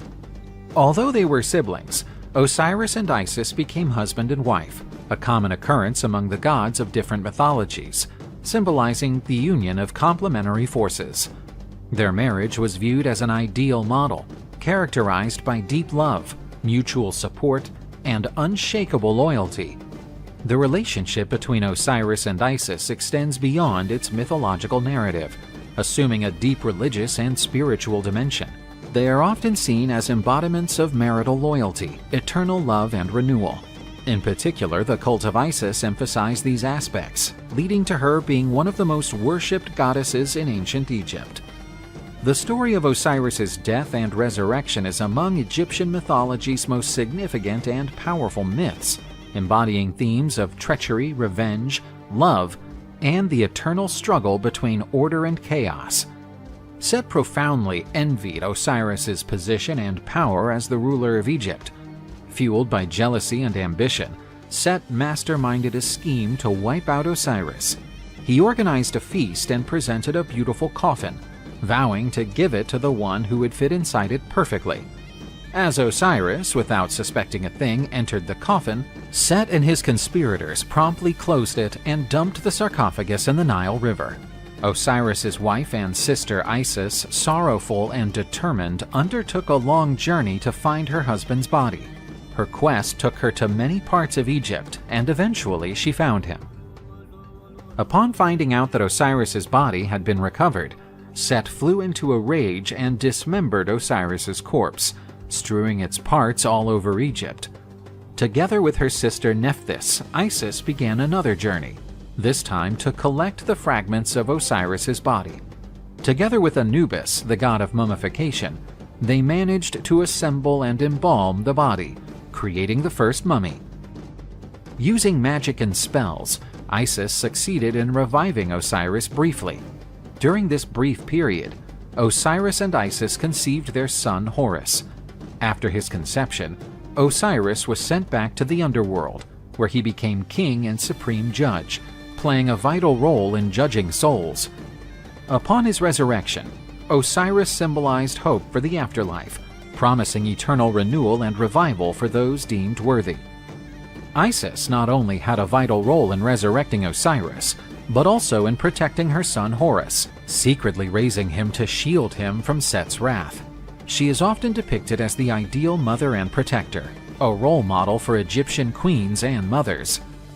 As Duat's ruler, Osiris oversaw keeping order and harmony in the underworld. He was seen as a benevolent king who provided protection for righteous souls and ensured that they enjoyed the pleasures of the Aru, otherwise known as the reed field. Under his rule, the underworld mirrored the living world, with fields to cultivate and rivers to navigate. However, before reaching this gift, the individual's soul was tried in the Hall of Ma'at. Osiris chaired the trial, supported by 42 divine judges who represented the 42 nomos, or districts of Egypt. The departed soul had to declare their innocence from a series of sins and have their heart weighed on the scales of Ma'at against the penalty of truth and justice. If the heart were light, the soul would be deemed righteous and worthy of entering Aru, the Egyptian paradise. If not, the heart was tossed to Amit, a dark creature who would consume it. While mummification was a crucial feature of Egyptian funerary rituals, it was strongly influenced by the Osiris myths. The mummification process was seen as an emulation of Osiris's condition, hoping that, like him, the deceased could be brought back to life and experience the afterlife again. Egyptian funerary rituals and texts, like the Book of the Dead, are littered with Osiris references. They include formulas and incantations meant to help the dead overcome obstacles and reach the presence of Osiris. Osiris as the god of the afterlife profoundly shaped not only religious practices, but also the ancient Egyptians' culture and worldview. His role as judge and guardian of the dead fundamentally molded Egyptian notions of morality, justice, and eternity. Osiris is often portrayed in artistic representations as a mummy, representing his death and resurrection, bearing the symbols of royal power, the staff and the scourge, and often with green or black skin, symbolizing fertility and regeneration. Osiris's death and resurrection are inextricably tied to Egypt's agricultural cycle, especially the Nile's annual floods, bringing fertility and life to the land. This death and renewal cycle in nature bolstered the belief in Osiris's regenerative capacity. Osiris worship had its roots in Egypt's pre-dynastic era, becoming increasingly prominent in the ancient empire and retaining its importance until the Greco-Roman period. Osiris was worshipped throughout Egypt, with cult sites in places such as Abydos and Busiris, where grand temples were built in his honor. Osiris cult entailed a number of rituals and practices. The ceremonies included offerings, prayers, and songs to honor him, looking for his blessings and protection in the afterlife. The Khoik festival was among the most important religious celebrations dedicated to Osiris. Staged annually in Abydos, this feast praised Osiris's death and resurrection. Dramatic processions and rituals during the festival reenacted Isis's search for Osiris's body, her mourning, and the god's ultimate resurrection. These celebrations were not only acts of worship, but also an expression of the belief in eternal life and cyclical renewal. The relationship between Osiris and the ancient Egyptian monarchy was key to the Egyptian understanding of government and royalty. Osiris was viewed as the prototype of the ideal pharaoh. This association between the god and kingship led the pharaohs to strive for the qualities of Osiris, including wisdom, fairness, and the ability to maintain order and harmony. Association with Osiris was essential for the pharaoh's legitimacy. It was thought that, just as Osiris ruled Egypt on earth and then in the underworld, the pharaoh was his proxy on earth, ruling with divine authority. This was reinforced in coronation ceremonies and religious rituals, where the pharaoh was frequently depicted making offerings to Osiris or being blessed by him. Upon death, the pharaohs were identified directly with Osiris. This was such a strong belief that mummification rituals and funerary procedures were intended to transform the dead pharaoh into the god Osiris himself. The pharaoh's tomb was seen as his Osirion, a holy place where he was reborn as Osiris in the underworld. The magical formulas and texts carved on the sarcophagi and pyramid walls often invoked Osiris, attempting to grant the dead pharaoh the same resurrection and eternal life that Osiris had achieved. The Osiris myth also had an impact on the concept of dynastic continuity. Just as Osiris was followed by his son Horus, the pharaoh was often seen as an embodiment of Horus on earth, continuing the divine bloodline. This succession cycle from the deceased pharaoh Osiris to the reigning pharaoh Horus epitomized the continuity and stability of the Egyptian state. Osiris, from his divine roots to his crucial role as the god of the afterlife, represented different values and beliefs that were deeply rooted in Egyptian society. The god left his mark, molding ancient Egypt's spiritual, social, and political dimensions. This made him not just a mythological figure like many others, but a cornerstone that sustained and shone a light on the ancient Egyptian world.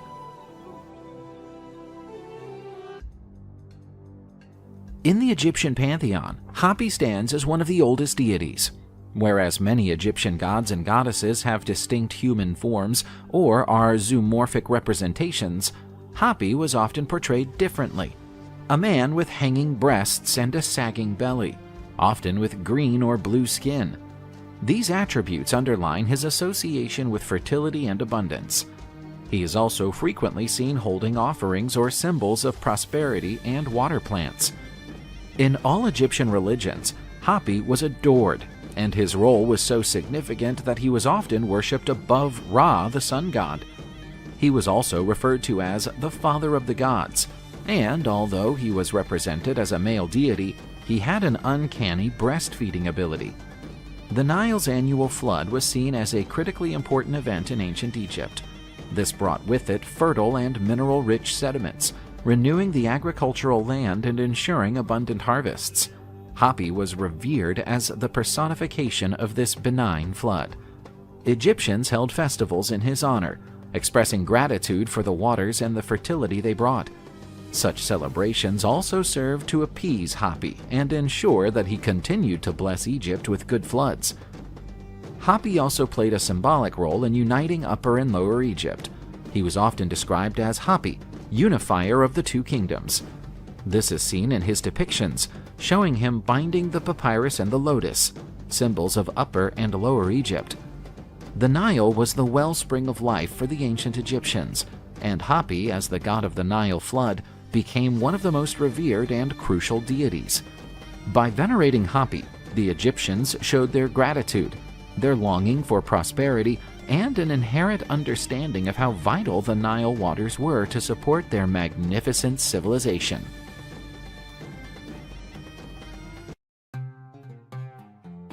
Hathor is the goddess of fertility and beauty in Egyptian mythology.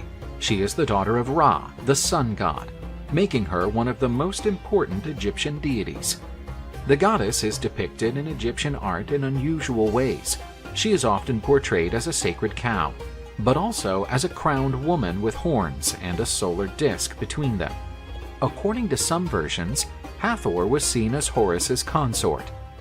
The goddess was worshipped throughout most of the Egyptian world, so her roles as a deity could vary greatly. As stated earlier, Hathor was revered as the goddess of fertility.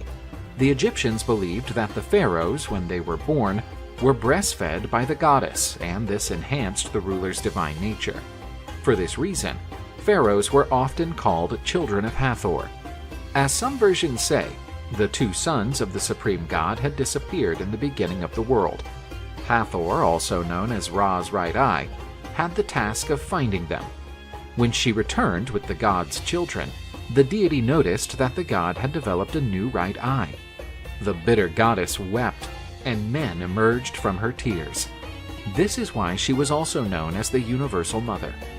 For having a maternal role, the goddess was invoked to aid in childbirth. Besides being involved with deliveries, the goddess was also associated with death. Hathor would welcome those who had just reached the underworld, providing the newcomers with food and drink. Being bound to the cow figure, the papyrus is the plant consecrated to the goddess, as it was one of the favorite foods of the cows grazing on the Nile riverbanks. The Dendera temple was the most important sanctuary devoted to the goddess. The sick went there in search of treatment, since Hathor was also a goddess tied to healing. The goddess was also known as the Beautiful One, and hence was seen as the deity of beauty and joy. The festivities in her honor were packed with merry dances. Due to her cheerfulness, Hathor was regarded as the goddess of dancing. Hathor's cult lost momentum as the Isis worship grew. Even in the latter shadow, the cult of the cow goddess spread far beyond the Egyptian borders. Throughout the period of Greek and Roman domination over Egypt, and owing to religious syncretism, the Egyptian goddess of beauty came to be associated with Aphrodite by the Greeks and Venus by the Romans. This is why Hathor became one of the main deities of Egyptian mythology.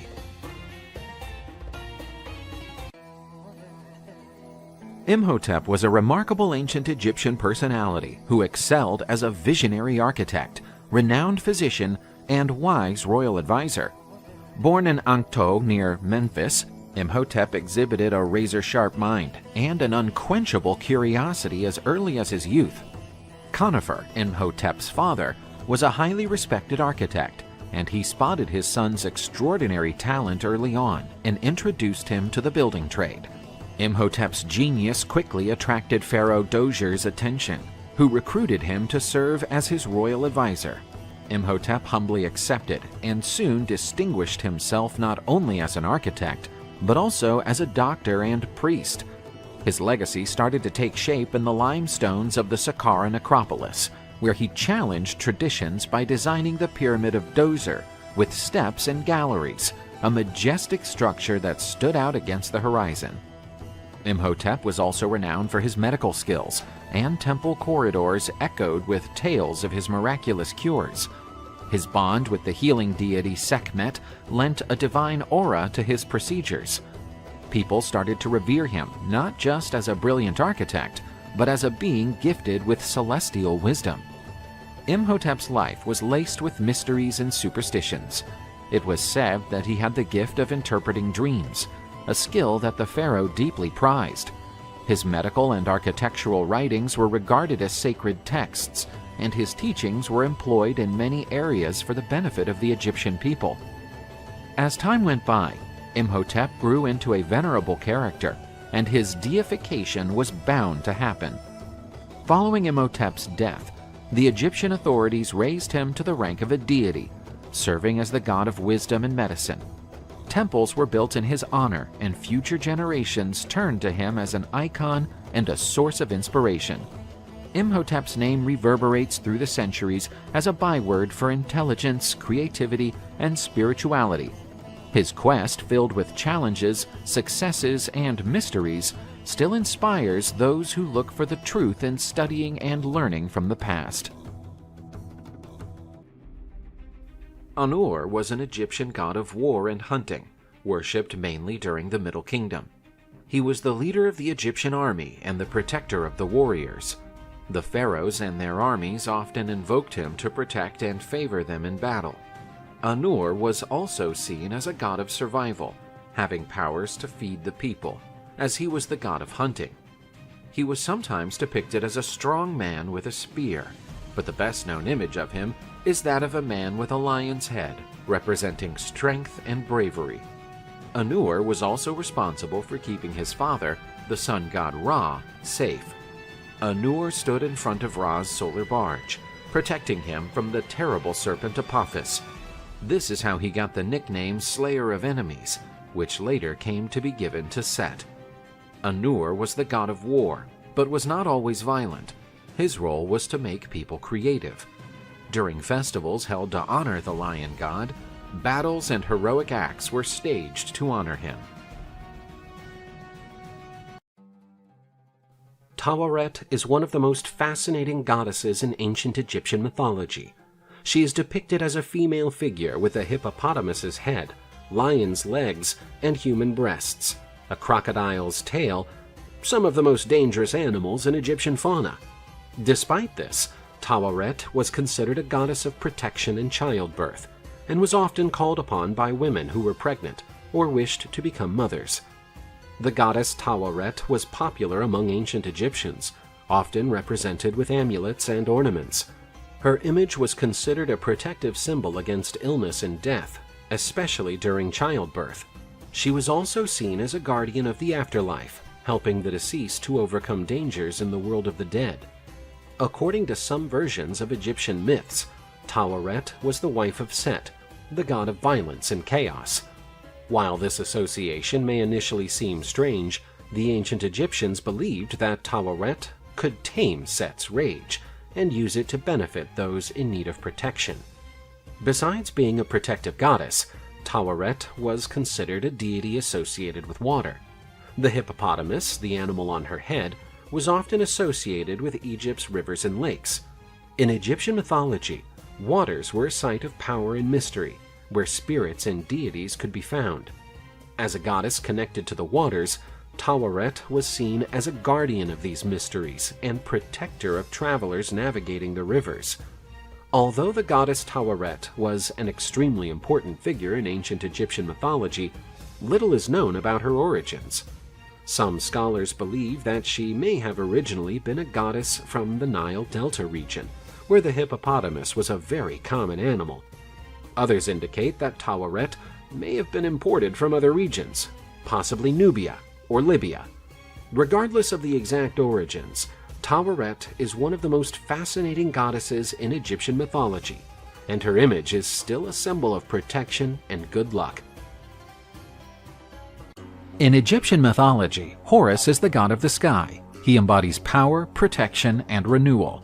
As the son of Isis, the goddess of magic, and Osiris, the god of the afterlife, Horus holds a main place in Egyptian mythology. He is often depicted as a man with a falcon's head, symbolizing his sovereignty over the sky. This crowned divine bird not only stands for celestial power and kingship, but also plays a key role in maintaining order and justice in the universe. The Horus myth embraces themes of revenge, justice, and political power. By worshipping Horus, the ancient Egyptians voiced their longing for stability, order, and continuity, all crucial elements for a prosperous and stable society. The god's birth is the outcome of one of the most dramatic and famous myths of ancient Egypt. The story of his rise begins with Osiris being murdered by his brother Set, who was jealous and ambitious. Set dismembered Osiris's body and scattered its parts throughout Egypt. In her relentless pursuit, Isis gathered the pieces of her husband's body and, using her magical powers, temporarily revived him. During this brief period of renewed life, Isis conceived Horus. He was born not only as a god, but also as a symbol of hope and renewal for the Egyptian world. His very existence was seen as a triumph over death and chaos, as represented by Set, and a symbol that order and justice could be restored. Horus was conceived to fight Set, trying to avenge his father's death and restore order. This battle was more than a mere confrontation between two gods. It was the eternal struggle between order and chaos, good and evil, light and darkness. With his association with the sky, the sun, and kingship, Horus represents order, stability, and legitimacy. By contrast, Set symbolizes the disruptive and volatile forces of the universe, the unexpected and the destructive. In many versions of this myth, the battle between them is lengthy and brutal, with each god losing and winning at various times. This narrative echoes the Egyptian understanding that the universe's balance is a dynamic phenomenon, where order and chaos are in constant turmoil. One of the most iconic details of this struggle is when Horus loses one of his eyes, which is later recovered, representing the notion of renewal and healing following the conflict. This Eye of Horus was a powerful symbol of protection and health in ancient Egypt. The conflict ended in an unusual way when Set was offered a lettuce in which Horus poured his divine seed. This humiliation gave Horus a position of superiority over Set, who now had the seed of order inside him. With Horus's triumph, he was granted the right by the divine court to exercise the authority that previously belonged to his father.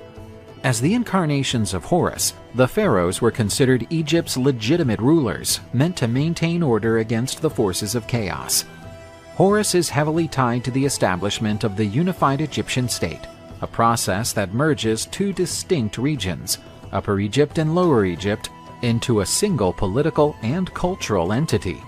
Horus is traditionally affiliated with Upper Egypt, but his iconographic depiction after unification often features him wearing a double crown.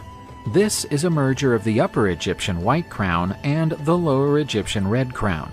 The double crown not only symbolizes the political unification of both regions, but also Horus's role as a unifier and a keeper of order and stability throughout Egypt. Horus's mythical feud with Set is also taken as an allegory for unification. In this context, Horus stands for the forces of order, legitimacy, and unification, whereas Set symbolizes the powers of chaos and disunity. Horus's eventual victory over Set is viewed as a metaphor for bridging internal divisions and establishing a unified state under central leadership. Additionally, as the protector of the pharaohs in the kingdom, Horus became an even more meaningful deity following unification. The unified Egyptian pharaohs were often portrayed as living incarnations of Horus. This reinforced the idea that the pharaoh was the legitimate ruler, meant to uphold unity and order throughout the kingdom, just as Horus had done. The reign of a pharaoh as an incarnation of Horus was not only a political event, but also an act of maintaining cosmic order. Horus was venerated throughout Egypt, and his cult is one of the earliest in ancient Egyptian religious history. Horus worship pervaded many aspects of Egyptian life, from the political sphere to everyday life, and was deeply ingrained in Egyptian culture and religion. The temples consecrated to Horus were worship sites and played an important role in local economic and political life. These temples' architecture was magnificent, with massive pillars, open courtyards, and sacred shrines. The walls were ornamented with reliefs and detailed engravings, illustrating Horus-related myths, worship rituals, and everyday scenes. Horus cult involved many rituals and festivals. Among the most important was the celebration of Horus's victory over Set, symbolizing the triumph of order over chaos. At such festivals, Horus statues were taken in processions, and the worshippers offered sacrifices and prayers. Additional rituals included daily offerings, songs, and prayers, as well as purification and renewal rituals. Horus also had a role to perform in the Egyptians' daily lives. He was used as protection against danger, to cure illnesses, especially in children, and as a guardian at moments of passage, such as death. Egyptian artistic representations of Horus express this deity's importance and complexity in the Egyptian pantheon. Horus iconography is encountered in a wide range of contexts, from grandiose sculptures and reliefs in temples to dainty paintings in tombs and everyday objects. The sculptures frequently depict Horus in a regal and imposing posture. Statues of Horus as a falcon, or as a man with a falcon's head, were common and frequently placed in temples as a symbol of protection and divine power. These sculptures range in size from small bronze figures to large stone statues. In temples dedicated to Horus, especially in Edfu, wall reliefs depict mythological scenes involving Horus, featuring his fight against Set, his association with the pharaoh, and his role in maintaining cosmic order. These embossments are saturated with detail and symbolic narratives. Horus was often portrayed in the tombs as a protector of the dead. He is seen leading the deceased to the afterlife or providing protection against evil spirits. These images underline the belief in intercession and in Horus's protective role in the afterlife. The god also appeared on a range of artifacts, such as amulets, jewelry, and everyday objects. The Eye of Horus in particular, a symbol of protection, health, and restoration, was a frequent image on amulets and paintings. As one of the most iconic deities in Egyptian mythology, Horus holds a prominent place in both the religion and culture of ancient Egypt. His art representations, from majestic sculptures in temples to delicate paintings in tombs, exemplify the reverence and importance attributed to him over millennia. Apophis, also known as Apep, is a giant serpent in Egyptian mythology. This massive serpent is an agent of chaos and enemy of Ra, the solar deity. The serpent embodies evil and chaos. Apophis lived in the Duat, the Egyptian underworld, a place where he hid to try to ambush the solar god as he made his way through the underworld at night. The giant serpent was capable of causing earthquakes while moving in the depths. When Ra was about to complete his journey through the underworld, he was always attacked by Apophis. Apep's biggest wish was to destroy Ra's solar boat and throw the world into darkness. In some occasions, Apophis managed to swallow Ra's boat, but could not keep it in his belly. This period when the sun was swallowed by Apep was the origin of solar eclipses. Ra started to be aided by other deities in his daily struggle against the colossal serpent. The god Seth stood beside the solar deity in his boat. He positioned himself at the bow, ready for the serpent's unavoidable attack. When the creature emerged to strike them, Seth maimed Apophis with a spear. Whenever Apophis had been wounded, the sky became red. Bastet, the cat-headed goddess, also helped Ra. Felines are known to hunt and scare serpents away. Considering his malign nature, Apophis was rejected by the ancient Egyptians, and no temple was edified in his honor. Nevertheless, there are reports on the existence of some sects that worshipped the creature. These were seen as immoral and corrupt people. The Egyptians organized rituals and prayed for Ra's victory over Apophis, and the birth of a new day meant that the sun god had come out victorious once more. There was a priesthood book that contained the rituals and practices needed to combat Apep. A ritual intended to banish chaos was held annually. A depiction of Apophis was burned during it, while the faithful prayed for another triumphant year of Ra. Some reports state that Ra defeated Apophis and imprisoned the serpent, protecting the cosmic order. But others claim that the struggle between Ra and Apophis will last forever. Sekhmet is the goddess of vengeance in Egyptian mythology. She is represented as a woman with a lioness head.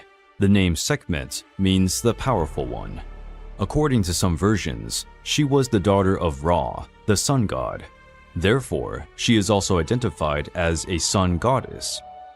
Ra begot Sekhmet to punish men who refused to obey the god's designs.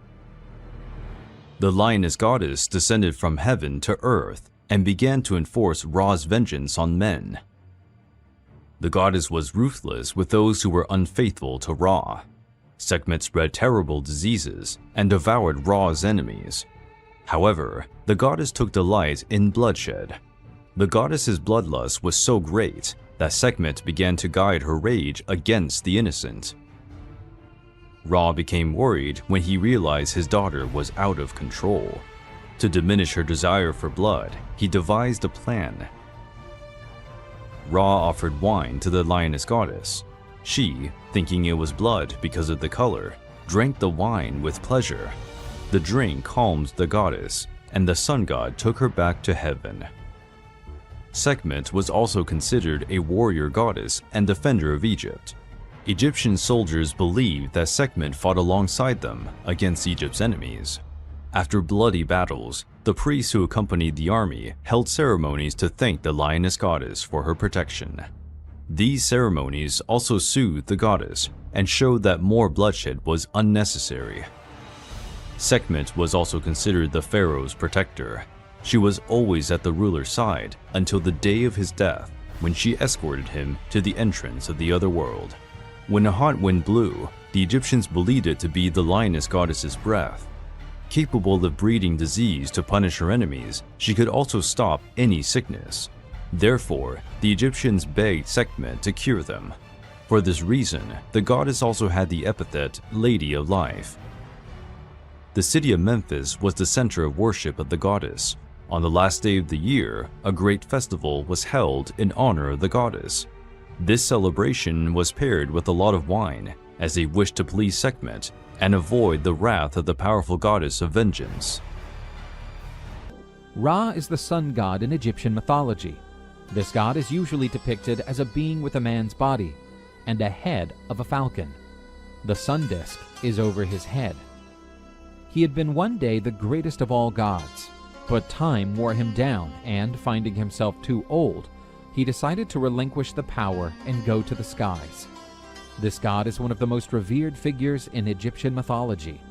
As the sun god, one of his duties was to drive away the darkness, and to accomplish his work, the god crossed the skies on his sunboat, lighting the whole world.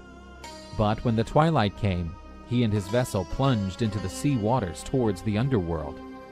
There he would have to sail through the dark world and cross the 12 gates, which would be the 12 regions of the netherworld. Ra took an hour to go through each gate. Osiris was in one of them, the lord of the underworld, whom Ra always visited to pay his respects. But before leaving the underworld's darkness, the god was attacked by the terrible snake Apophis. This force of chaos tried to destroy the god's vessel, and each day the serpent seemed closer to accomplish her desire. Apophis once managed to swallow the sunboat, putting an end to the sunlight in the morning. But the serpent failed to hold the god in her stomach and regurgitated him. This event was marked as a solar eclipse. However, destroying Ra's boat became more difficult, since Set, the god of destruction, after losing the dispute of the supreme throne for Horus, had been condemned to navigate with Ra across the skies. He helped the sun god, defending his vessel against the terrible serpent, defeating it several times, making Ra's underworld journey safer. The god Ra was a figure worshipped throughout Egypt, but this god was especially adored in the city of Heliopolis. The god's prestige was so vast that other traditions of Egyptian religions of antiquity merged the god's depiction along with the greatest figure of their own pantheons. For instance, the figures of the supreme gods Amun and Atum were also known as Amun-Ra and Atum-Ra. The god's name was used by many pharaohs. Ramses is a well-known example. His name means son of Ra, or the son of sun, and so the pharaoh would strengthen his divinity before his subjects. Ramses II, also known as Ramses the Great, was one of the most remarkable pharaohs in ancient Egyptian history. He ruled during Egypt's 19th dynasty for around 66 years. His tenure is often considered one of the longest and most successful in Egyptian history. Ramses was born in 1303 BC during the reign of his father, Pharaoh Seti I. Ramses was the third son of Seti I and Queen Tuya. His childhood was distinguished by his royal rank and by growing up in a palatial setting. As a member of royalty, he was given a broad education, which included instruction in literature, religion, military strategies, and administration. Ramses' father was a military active pharaoh, and he took the young prince on army campaigns to introduce the heir to the practical side of government and military leadership. These events shaped Ramses' future military and political approach. At 14, Ramses II already bore the title of Crown Prince and was named his father's co-regent, a common procedure in ancient Egypt to ensure a smooth transition of power. When Seti I died around 1290 BC, Ramses II rose to the throne as Pharaoh of Egypt. His rise to the throne was fairly uneventful, due to his co-regency and the solid education he had received. Ramses' reign started around the age of 25. He chose to establish his capital in Pi Ramses, before moving it to Thebes later in his reign. Ramses II was best known for his construction and renovation efforts throughout Egypt. He supervised the building of several temples, monuments, and statues, including the famous Temple of Luxor and the Temple of Karnak. He was also in charge of the Abu Simbel temples, one of ancient Egypt's most iconic monuments. During the second year of his reign, Ramses II crushed an invasion of Shurdan pirate groups, also known as the Sea Peoples. They formed a confederation of mercenary warriors and pirates at the end of the Bronze Age and raided some of the most powerful kingdoms of that time. Ramses II's successful campaigns against the Sea Peoples helped bring stability to the eastern Mediterranean region during part of his reign. One of ancient Egypt's most famous and documented conflicts is the Battle of Kadesh, which took place around 1274 BC. The Levant region, which includes parts of Syria, Israel, and Palestine, was strategically important for its trade routes and natural resources. Egyptians and Hittites had conflicting interests in this region.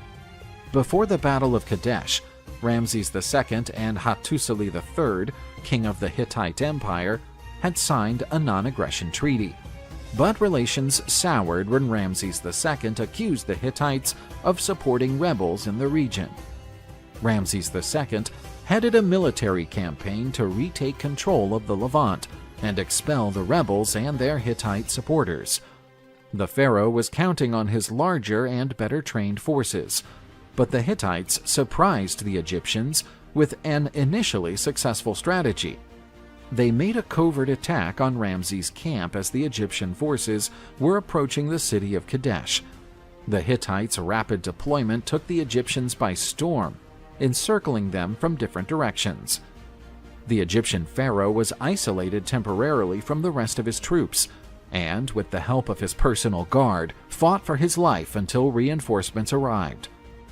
Ramses II reported the battle personally, narrating a one-on-one duel with the Hittite prince.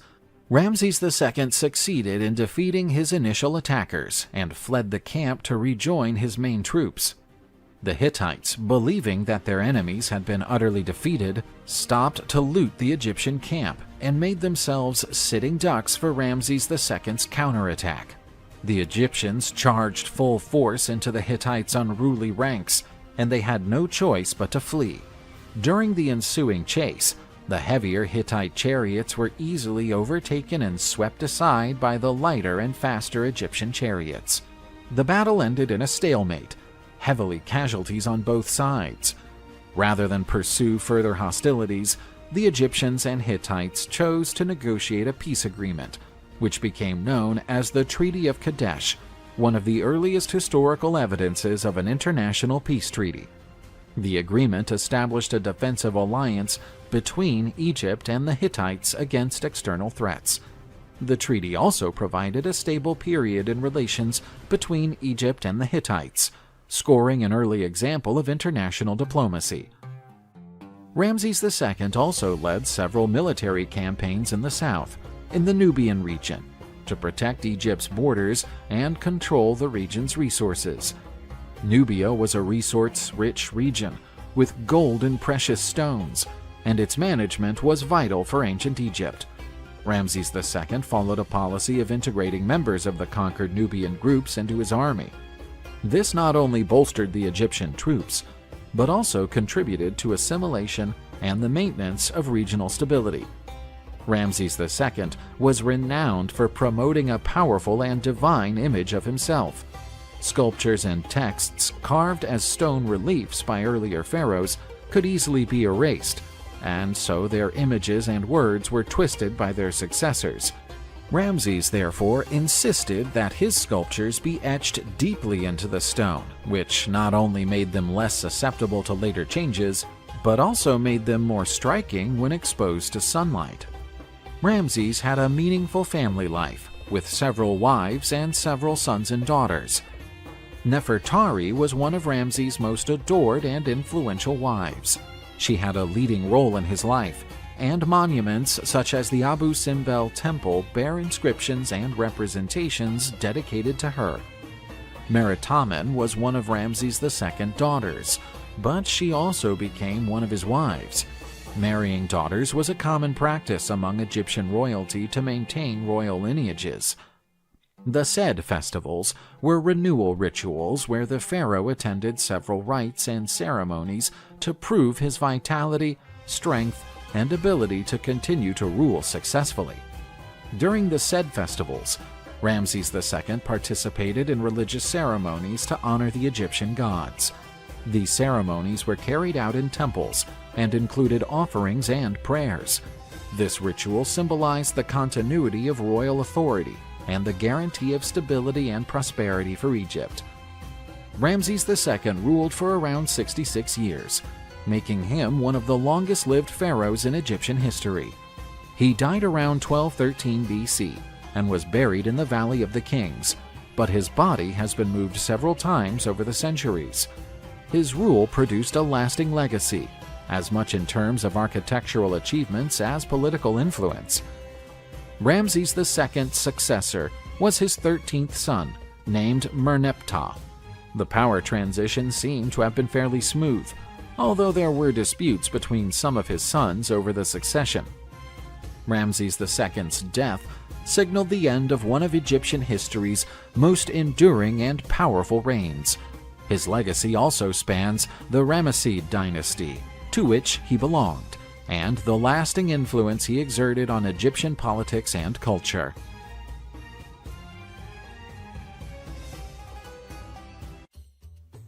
Hatshepsut was among ancient Egypt's most outstanding figures, being one of the few women to rule as pharaoh.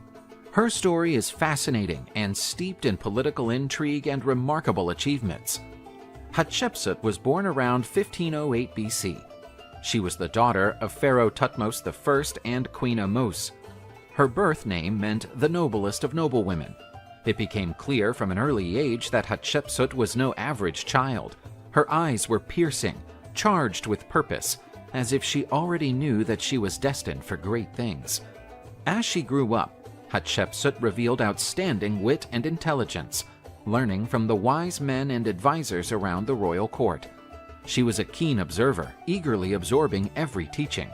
Her father Thutmose I spotted her potential and educated her in the art of ruling and leadership, setting her up to one day take on responsibilities that challenged the conventions of her time.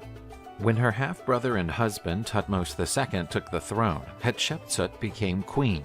But she was not merely satisfied with filling an ornamental role.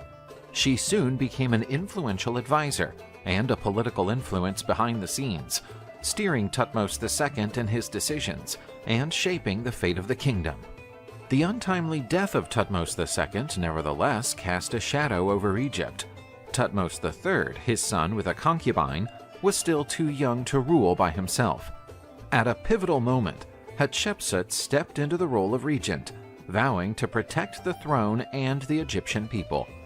But Hatshepsut harbored even loftier ambitions. Knowing her ability and determined to ensure the stability of Egypt, she took a bold decision.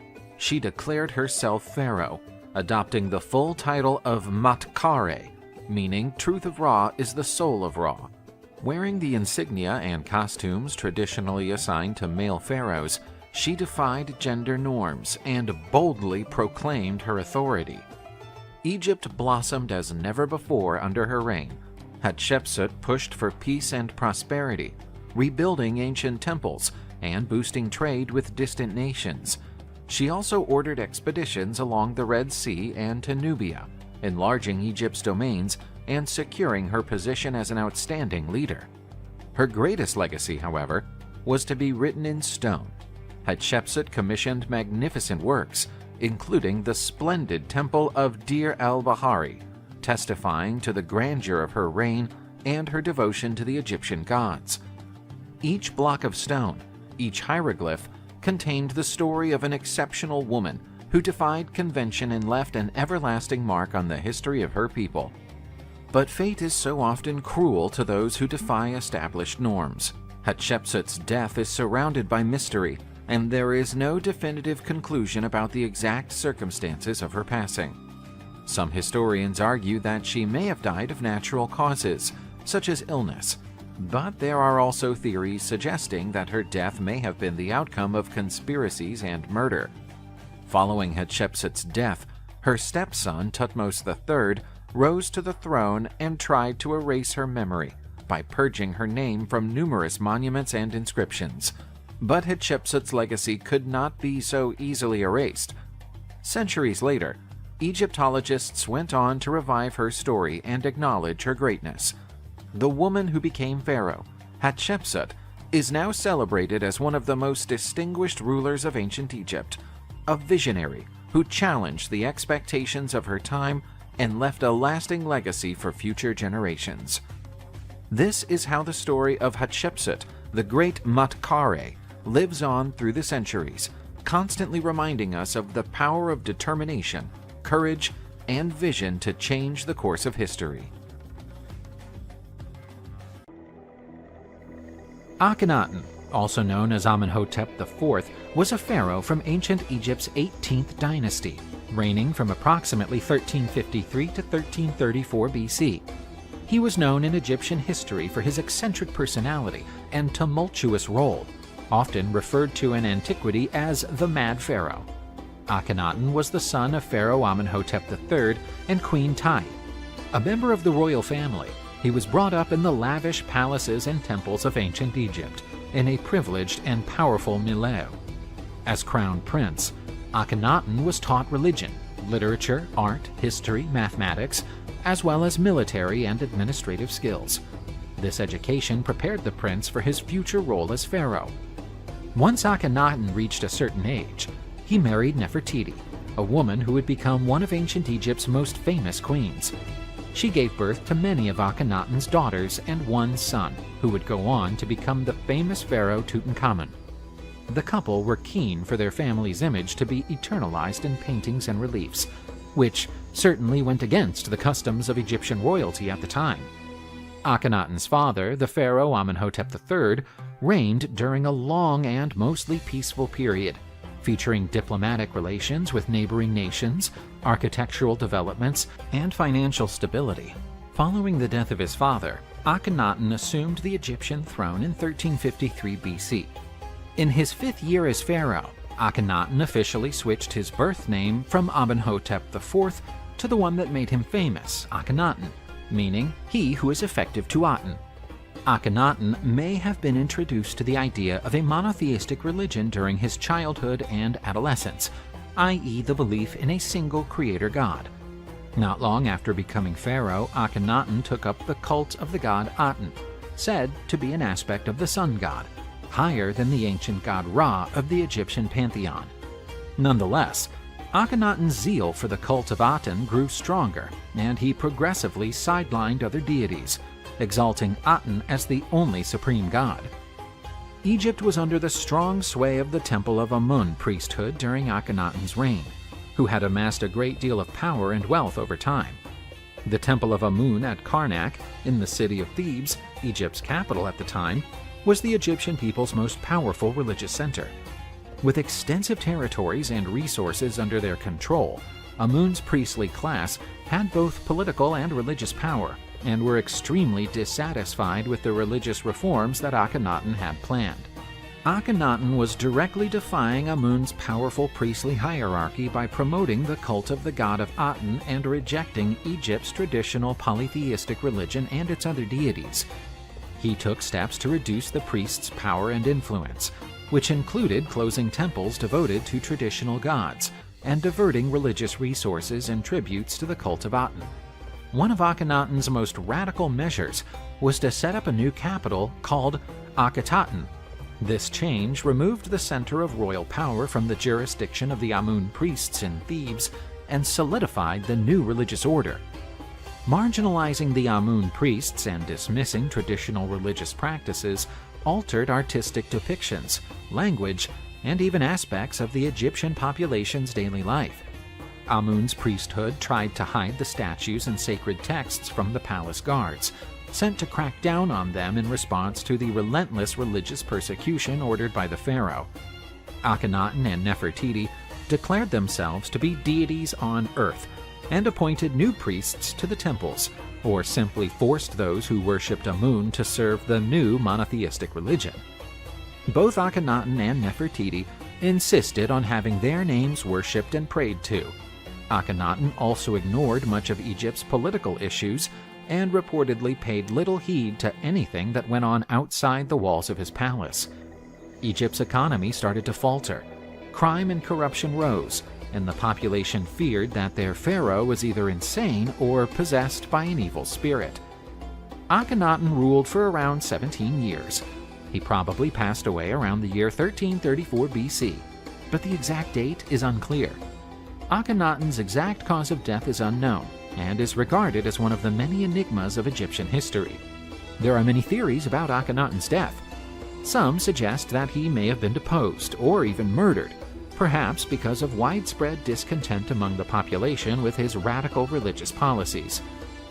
Egypt went through a transitional and unstable period after Akhenaten's death. His immediate successors sought to repair the damage caused by the radical religious and political reforms he had put in place. Polytheistic religious practices gradually returned to Egypt. The cult of the god Aten was discontinued. The construction of the city of Akhetaten was phased out, and the power and influence of the Amun priests in Thebes was restored. This concludes the story of Akhenaten, the pharaoh who dreamed of becoming a god.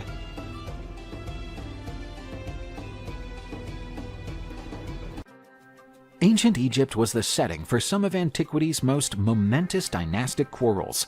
An uncertain atmosphere enveloped the royal throne deep in this pyramid and mystical kingdom. The pharaoh Akhenaten, renowned for his unique cult of the god Aten, left a controversial legacy to his son Tutankhamun, who took over the throne after Akhenaten's death. As a 9-year-old child, he inherited a broken kingdom and a nation searching for balance. Upon Tutankhamun's rise to the throne, his first duty was to rebuild the traditional religious order. His advisors, among them the shrewd General Horemheb and the seasoned Vizier Ai, tirelessly labored to undo Akhenaten's religious reforms. Temples once abandoned were reopened, and the traditional deities were reinstated in the day-to-day life of the Egyptian people. Tutankhamun faced political challenges and court intrigue in the royal palace. His half-sister, the gorgeous Princess Ankhensenamun, became his wife following an ancient Egyptian tradition aimed at solidifying the royal bloodline. But challenges were rife. Plotters and rivals sought to undermine the young pharaoh's authority as he grappled to establish his position as leader. As Tutankhamun handled the complex halls of power, his very existence was overshadowed by a mystery. His father's early death and subsequent ascension to the throne at such an early age heightened speculation about his fate. Tutankhamun allegedly suffered from poor health, and the young pharaoh was said to be a cursed man, with rumors spreading through the palace. Despite the obstacles, Tutankhamun endeavored to stabilize the kingdom. Trading prospered under his leadership. The borders were upheld, and the people found relief from the afflictions of the past.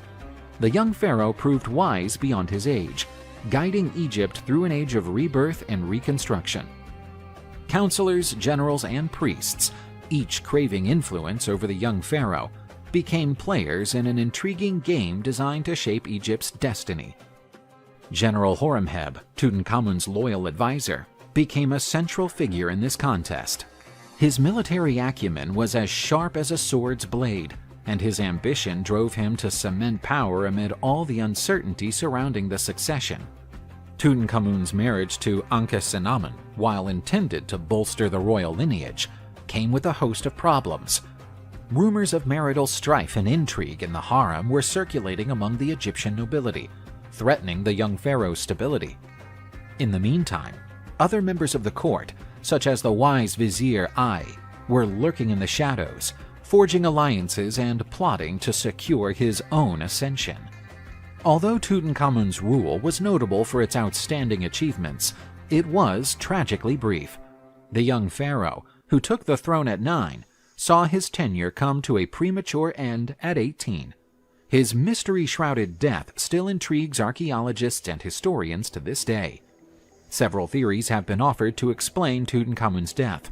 Some scholars have suggested that he died of disease, with malaria being a strong possibility, given the conducive conditions of his time.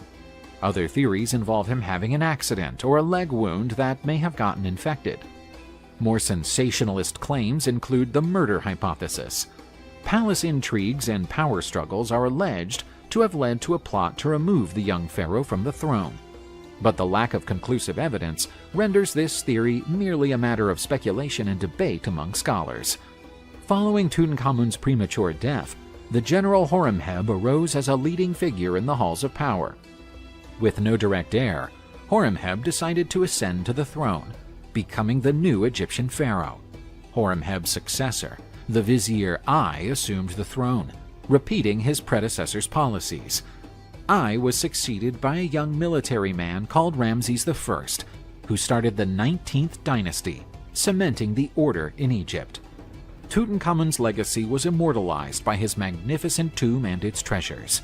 Howard Carter's discovery of the tomb in 1922 triggered a global fascination with ancient Egypt, propelling Tutankhamun to posthumous fame.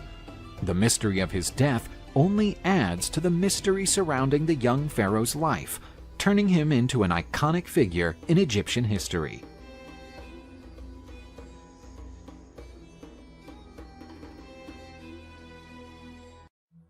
Cleopatra was born in 69 BC in the city of Alexandria, founded by Alexander the Great, situated in the Nile Delta. Cleopatra was an important queen of ancient Egypt, and her name continues to this day. She is one of the best-known women in the history of mankind. Throughout her life, she stood as a strategist, determined, very intelligent, cunning, and owner of a gigantic fortune. Once, the Greek philosopher Plutarch wrote the following about her: "The contact with her presence, if we lived with her, was irresistible." The Egyptian ruler fascinated many people in her time. To this day, she continues to enchant many. Her life trajectory is widely studied, researched, and debated. In order to understand her greatness, there are some interesting facts. In a temple dedicated to the goddess Venus, at the request of the Roman leader Julius Caesar, who was Cleopatra's lover, a golden statue of the Egyptian queen was built. There are records that this monument was seen and venerated at the site until at least the 2nd century AD. Curiously, Cleopatra was even venerated as a true goddess, more precisely as a new goddess Isis, one of the most important deities of ancient Egypt. She was also identified as Aphrodite, Greek goddess, whose attributes are similar to those of Isis. Cleopatra also had refined intelligence. She received a remarkable education. Together with the other children of royalty, she was educated in the palace where she lived. Cleopatra was able to speak 7 or 8 languages, which greatly facilitated her agreements and political stratagems. She was reportedly the first person in her family to speak the Egyptian language without interpreters. In addition, she succeeded in studying philosophy and rhetoric. From an early age, she learned oratory, which she knew how to use in a very intelligent way, speaking with the correct posture, appropriate gestures, and a soft voice. With regard to her vast knowledge, it should be remembered that Cleopatra lived in Alexandria, a cultural center in antiquity, with the famous Library of Alexandria, full of many literary works in an unprecedented structure. These local circumstances were very important and influential in the cultural formation of the Egyptian ruler. Her achievements made her the lover of two of the most famous Roman generals of her time, Julius Caesar and Mark Antony. As is often the case with historical figures, much information about the life of this remarkable woman has been distorted over time.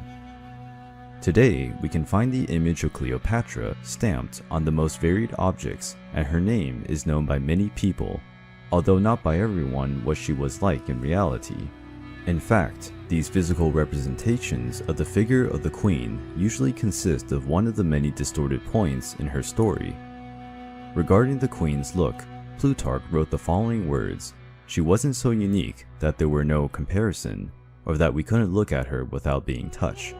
We can also get an idea of how she was physically through various coins that were created and circulated at the time when Cleopatra lived.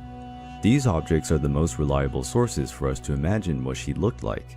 There are also some busts sculpted over time that apparently represent the queen. When we see the coins, we notice the protrusion of the nose and chin. In fact, the philosopher Pascal wrote, "If Cleopatra's nose had been smaller, the whole face of the world would have been different." Taking into account this comic phrase and noticing the features that the powerful Egyptian woman has in the coins, we can conclude that perhaps she was not as extraordinarily beautiful as the cinema showed us. But one thing is certain: her conquests and way of being surpass any Hollywood representation. Let's see now why. Cleopatra belonged to the Ptolemaic dynasty, which was in power for 3 long centuries. Their rule was marked by many marriages and murders among the family members. This imposing dynasty was born after the death of the mighty Alexander the Great, king of Macedonia. With his death, his empire was divided among his generals. An ancestor of Cleopatra, Ptolemy I Soter, was among them, who initiated the Ptolemean dynasty after starting to rule the magnificent city of Alexandria, an unparalleled cultural center of ancient Egypt. In view of this genealogical tree, it is important to remember that the powerful Cleopatra referred to in this video is Cleopatra VII. 6 other Cleopatra preceded her in her family lineage. In Alexandria, the queen lived in a luxurious palace, full of wealthiness and beautiful ornaments. The palace was huge and spacious, with more than 100 rooms and a stunning external landscape. There were breathtaking gardens, decorated with beautiful statues and fountains. This fantastic palace was constantly enlarged, with successive generations of Ptolemean figures. The site became the most luxurious palace in the Mediterranean. Cleopatra, daughter of Ptolemy XII, grew up in this reality. She had 2 sisters, Berenice IV and Arsone IV, and 2 brothers, Ptolemy XIII and Ptolemy XIV. When her mother died, Berenice IV settled in power, but her period as ruler was short, and the young woman was killed by her own father. It is important to underline again that the lineage of the Ptolemies had as one of its main characteristics the murders. Later, Arsone IV was exiled by Julius Caesar and later executed by Mark Antony at the behest of his own sister Cleopatra. The fate of Ptolemy XIV was no different. Cleopatra began to rule Egypt at the age of 17, after the death of her father. According to tradition, she married his brother Ptolemy XIII, who, at the time, was only 13 years old. Sometime after Cleopatra became the queen of Egypt, her brother and husband, Ptolemy XIII, began to take an interest in ruling the country without the intervention of his sister. Pothinus, Achillas, and Theodotus of Chios, 3 important advisors to the young king, agreed with this idea to persuade the young man to break with Cleopatra and remove her from power. The queen, during her government, wanted to maintain political ties with Italy in a showcase of her strategic skills. Her goal was to strengthen friendship with the Romans, who could be important allies in the event of a civil war in Egypt. Her main ally would be General Pompey, leader of one of the most traditional Roman families. These diplomatic maneuvers led to Cleopatra being accused of treason for deceiving her brother. At the age of 21, the young ruler was forced to leave Alexandria and went into exile in Syria, where she assembled an army. The young Egyptian king and his 3 advisors decided to go in search of the queen to prevent her return to Alexandria at all costs. However, during their search, they learned of the unexpected news. Pompey, who rivaled the great Julius Caesar, was on his way to Egyptian lands. He thought he would be welcomed by the pharaoh himself, since he had been a great friend of his father. Pompey the Great was a very skilled general. Throughout his life, he conquered countless nations in Africa, Asia, and Europe. After suffering a defeat in Greece, the fearful Pompey fled to Egypt in search of refuge after a disastrous defeat in Greece against his enemy Julius Caesar. A conflict divided the Roman Empire between Pompey and Julius Caesar. This conflict became known as Caesar's Civil War. Upon learning that Pompey intended to disembark in the country, the Egyptian partisans reflected. Helping the old acquaintance Pompey was a risk, because it could be interpreted as a declaration of war on Julius Caesar, who commanded a very powerful war machine.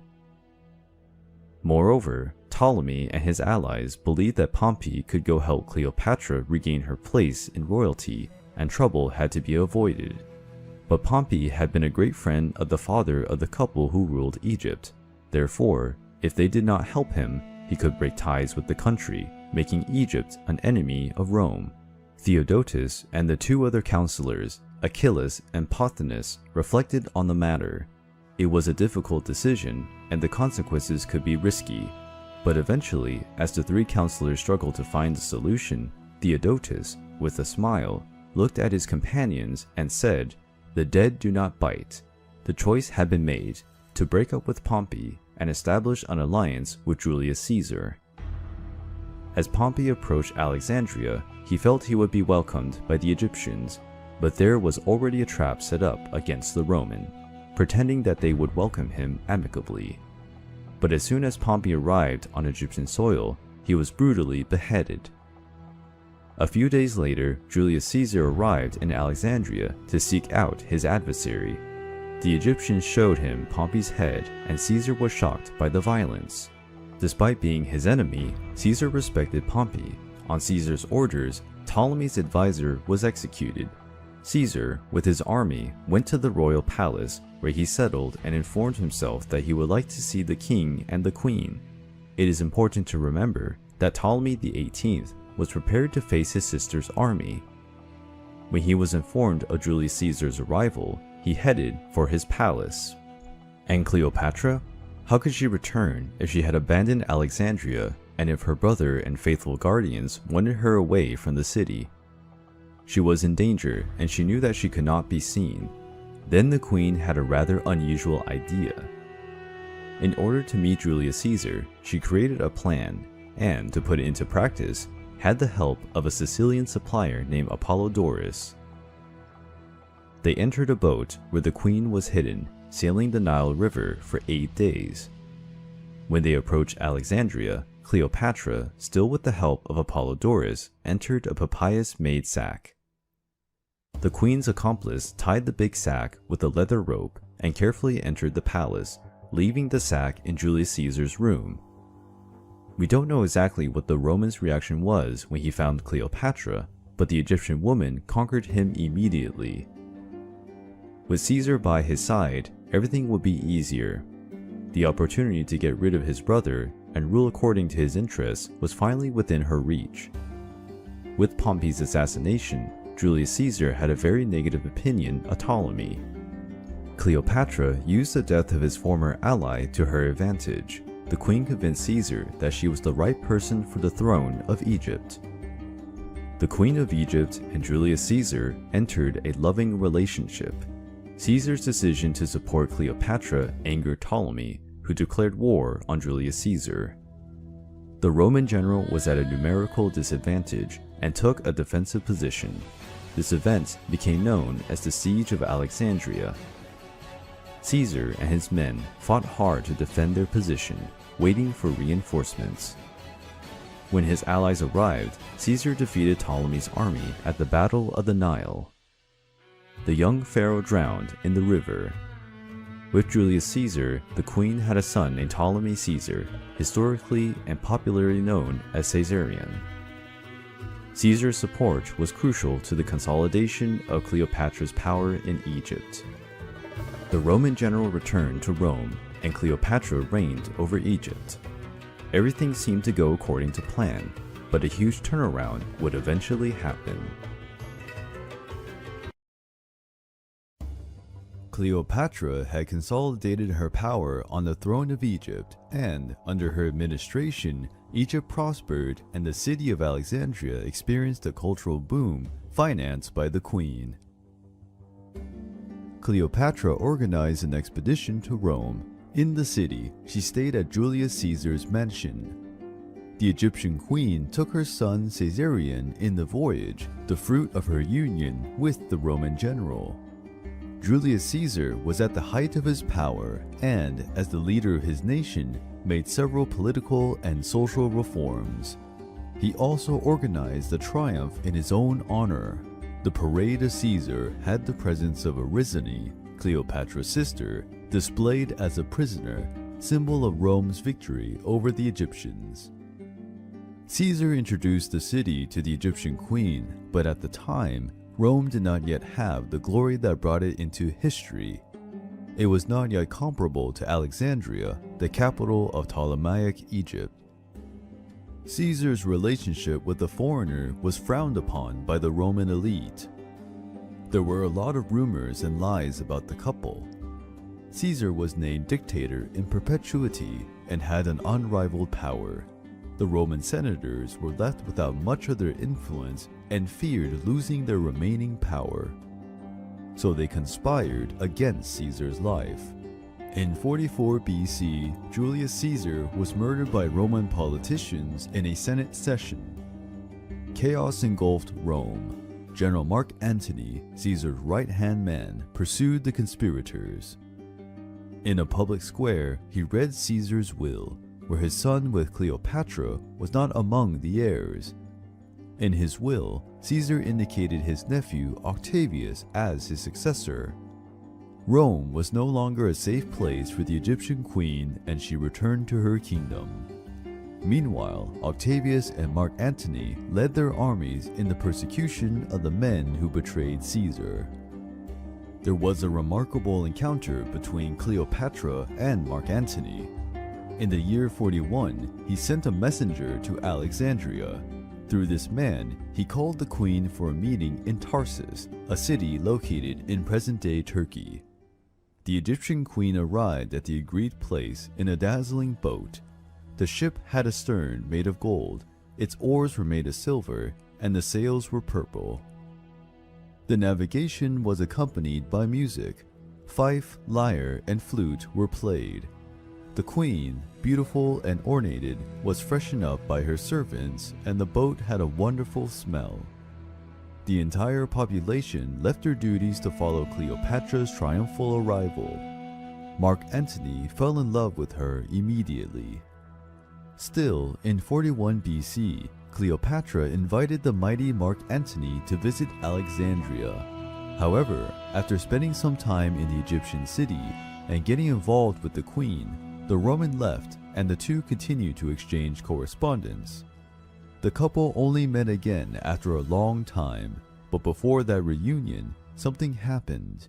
In 40 BC, Cleopatra gave birth to twins, recognized by Mark Antony himself as their heirs.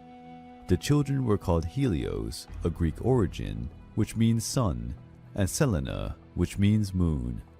During the absence of the Roman, where he was separated from the Egyptian queen, he even resumed his relationship with his wife Fulvia in Rome, although he could not forget Cleopatra.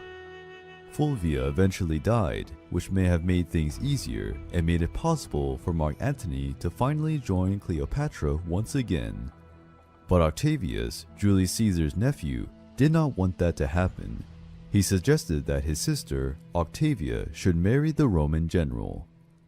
That happened, and they had 3 kids in 2 years. Mark Antony, after Caesar's death, became consul general. Later, his power was divided between him, Octavius, and Lepidus, a political association known as the Second Triumvirate.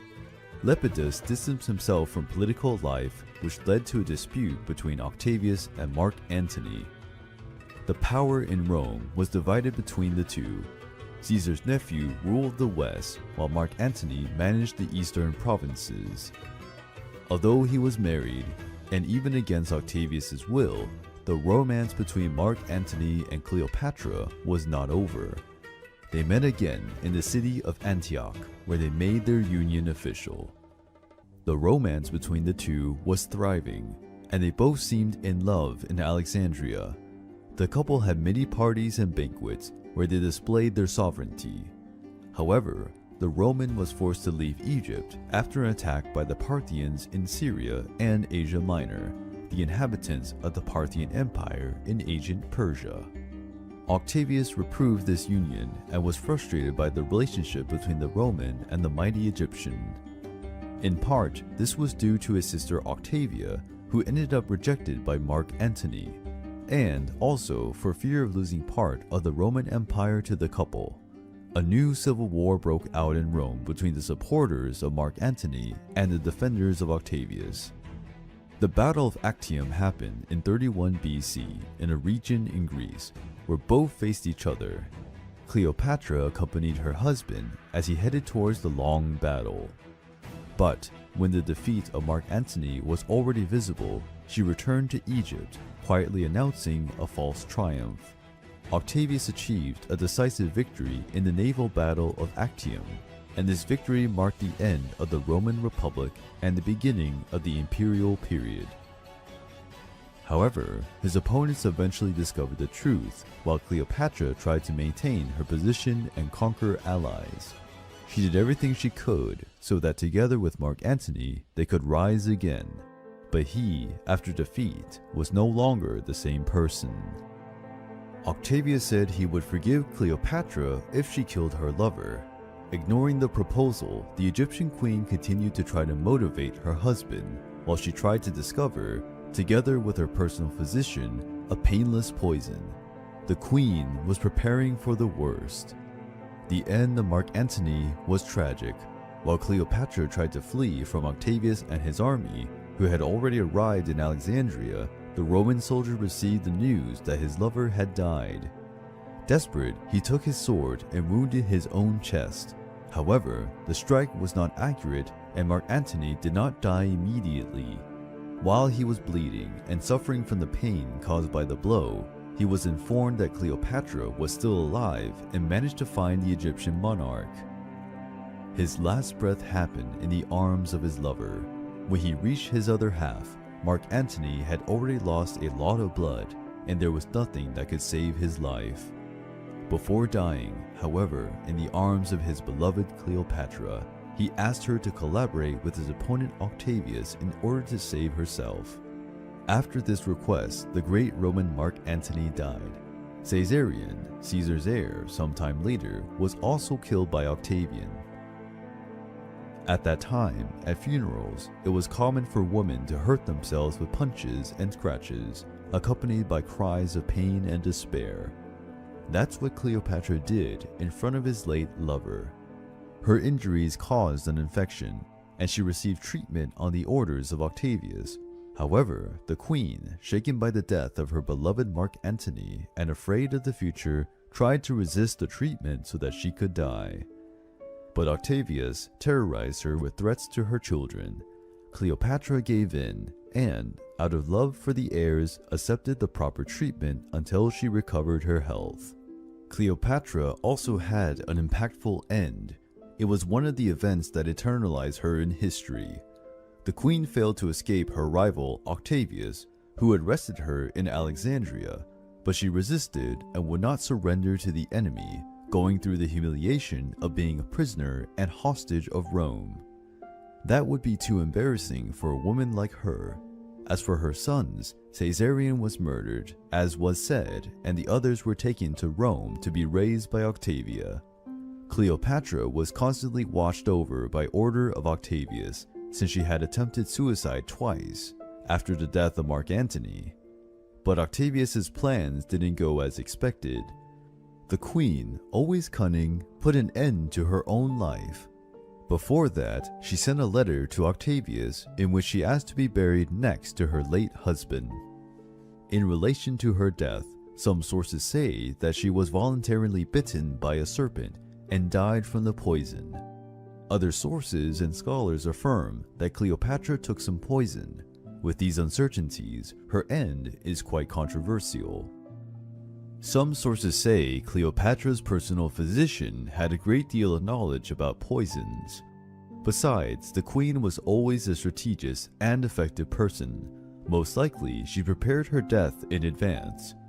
Finally, even though the most famous version is the one that states that Cleopatra died while being deliberately bitten by a serpent, it's more likely she ingested some lethal poison, which did not cause major discomfort at the time of her death. She was found on top of a couch, dressed in beautiful garments. People claim that she had a serene expression. She died 9 days after the death of her lover. Her funeral was solemn and elegant, worthy of an Egyptian queen. Her request to be buried next to Mark Antony was respected. After the death of the powerful monarch, Egypt became a Roman province. It was the end of the hegemony of the Ptolemaic dynasty in Egypt. Cleopatra's story is fascinating. Many of her female ancestors were important Egyptian rulers along with their husbands. Curiously, Egyptian women at that time had more freedom than women from other civilizations. Cleopatra did not play a secondary role in this lineage of women rulers and was a renowned figure. Her life journey was particularly hectic and impressive in many ways. Firstly, the Ptolemaic lineage, which is impressive due to the number of murders among the family members themselves. This habit, indeed, was inherited by Cleopatra. But regardless of these murders, the Ptolemaic government was very important to Egypt, and Cleopatra had major responsibilities and had to make important decisions throughout her life as ruler of Egypt. She had admirers and rivals. She was skillful, proactive, and extremely influential. She was a rare, special, quite determined woman. She always had strategies to achieve all her goals. Cleopatra marveled everyone because of her great knowledge and also because of her differentiated intelligence. The profile of the Egyptian queen, with all these qualities, allow her to conquer two of the most legendary characters in our history, the powerful Julius Caesar and Mark Antony. And, as time went by, Cleopatra's figure was often misrepresented, and the Egyptian woman was seen with prejudice. At times, it seems that her entire life path and conquest boiled down to having seduced these two Romans. But this view of the queen's life is simplistic, since she has had great political achievements. In any case, the legendary Egyptian queen has become a source of inspiration for some of the greatest artists in history. Among them, the painter Michelangelo, William Shakespeare. In their hands, the ruler became an illustrious piece of art. As we learn more about her story, we realize it's not by chance that Cleopatra has fascinated so many people in her time, and continues to captivate so many others in this day and age. Egyptian mythology is full of exotic deities that have an appearance that mixes human features with animals. Besides these anthropomorphic divine figures, this mythology is also full of incredible creatures that further enrich the mythological universe created by this ancient culture. Today, we will meet some of the most impressive creatures in Egyptian mythology. This video is brought to you by NordVPN. As we spend more and more of our time online, concerns about privacy and security becomes vital. NordVPN uses more than 5,000 world-class next-gen server infrastructure in over 60 countries, meaning you get a secure, reliable VPN connection anytime, anywhere. It just takes a click. Open the map, click on a location, and you'll be connected in seconds. It's that easy. Access from anywhere. Don't miss your favorite content. Even when traveling abroad, stay at home virtually. Unblock your favorite games and geo-restricted servers. Don't let your location limit where you can play.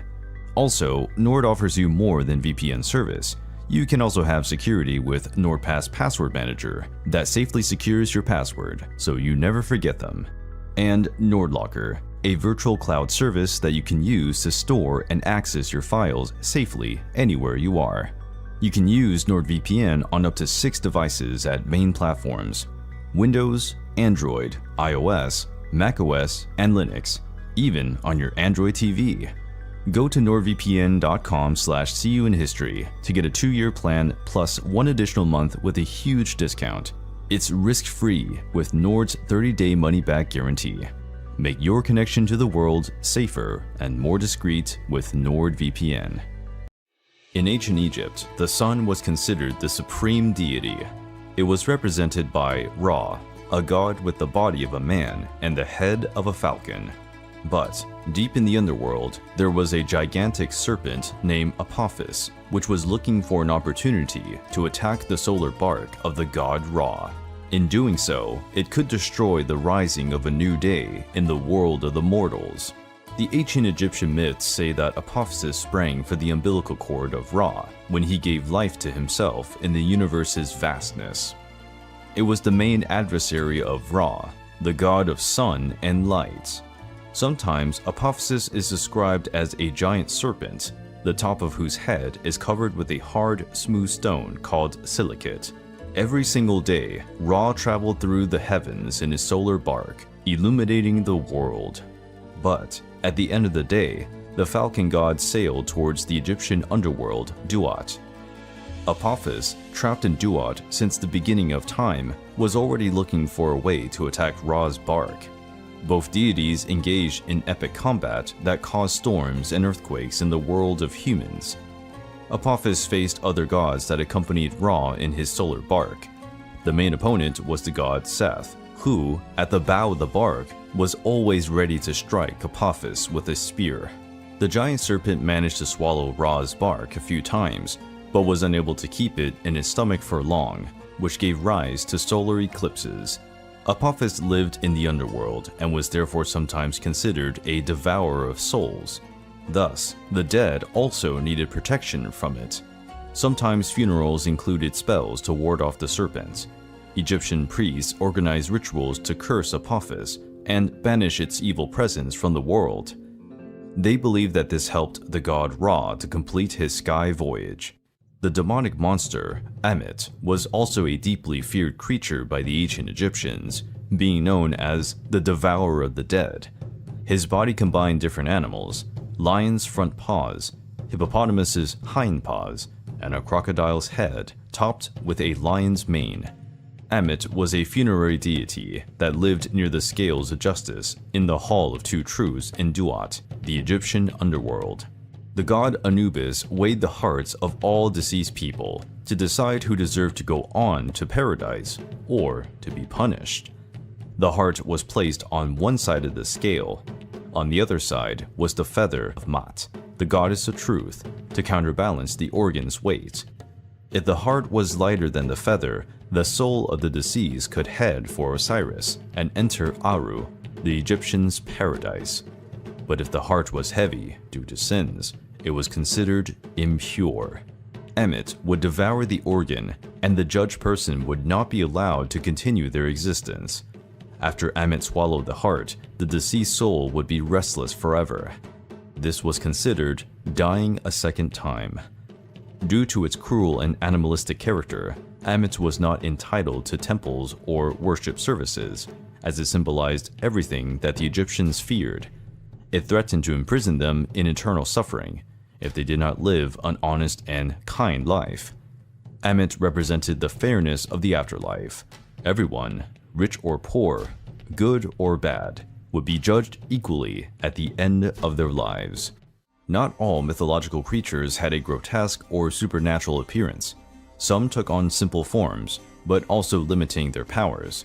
Bennu is one of the oldest deities in Egypt, being related to creation and rebirth. It is the original inspiration for the phoenix legends that have developed in various cultures. Usually depicted as a huge gray heron wearing a pharaoh's crown, Bennu, like the god of Ra, was a self-created being with an important role in the world's establishment. An ancient myth says that Bennu flew over the waters of Nun, the primordial ocean that existed before creation, landing on a rock and uttering a call that determined the nature of creation. Bennu was considered immortal, able to renew itself periodically. The same reasoning was applied to the sun that rose every day in the sky. It was also a symbol of rebirth associated with Osiris. It was often one of the forms taken by the god of the underworld to visit the mortal realm. Part of the first creatures to appear in the world, along with Atum and Ra, Bennu was worshipped as its cult center in Heliopolis. It was depicted in ancient paintings and funerary amulets as a symbol of rebirth. Beyond the Egyptian borders lived a wild and frightening creature, Serpopard. It was a monster with the body and head of a lion or leopard, and a long neck resembling the body of a serpent. Serpopard is also in Mesopotamian myths, where it is represented as a lioness with an exceptionally long neck.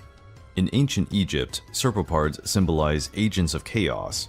They were often depicted in pairs in paintings, in high reliefs, hunting other animals, or with their necks entwined. Serpopards played an important role in the religious concepts of Upper and Lower Egypt. They were probably animals associated with protection and royalty. The image of this bizarre creature was used on household utensils of the Egyptian nobility and pharaohs. Another hybrid creature from Egyptian mythology is the griffin. Although it is also part of the myths of other peoples of Greece and Mesopotamia, it has unique traits in Egyptian traditions, with a dog-like body and a falcon's head. The Egyptian griffin assumed various shapes and sizes. Some depictions had wings, a leopard-like body, and a human head emerging on its back. In other myths, griffin represented a servant of Horus, being the embodiment of the god's power on earth, responsible for carrying out divine justice. Like Serpopard, the griffin also had protective functions and could ward off the action of demons and other evil creatures. The griffin seems to have been elevated to the status of heraldic animal of the pharaoh and appeared regularly in official documents. The statues of the sphinxes are iconic symbols of Egyptian architecture. The most famous is the Great Sphinx of Giza. It was once believed that these mystical creatures were real, with a lion's body, a human head, and sometimes hawk's wings. The myth of the sphinxes reached ancient Egypt, where the creatures were depicted with a woman's head, a lion's hips, and bird's wings. They were considered treacherous and merciless, killing those who could not answer their riddle. The deadly version of a sphinx appears in the myth and drama of Oedipus in Greek mythology. To the Egyptians, the sphinx was benevolent, but had a fierce strength and personality, like the malevolent Greek version.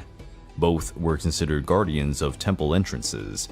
In the most famous myth of the sphinxes, the goddess Hera summoned the sphinx that lived near the Nile River in Upper Egypt.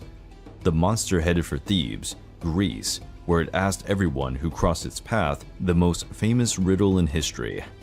What animal walks in the morning on 4 legs, in the afternoon on 2, and at night on 3? It strangled and devoured anyone who couldn't answer.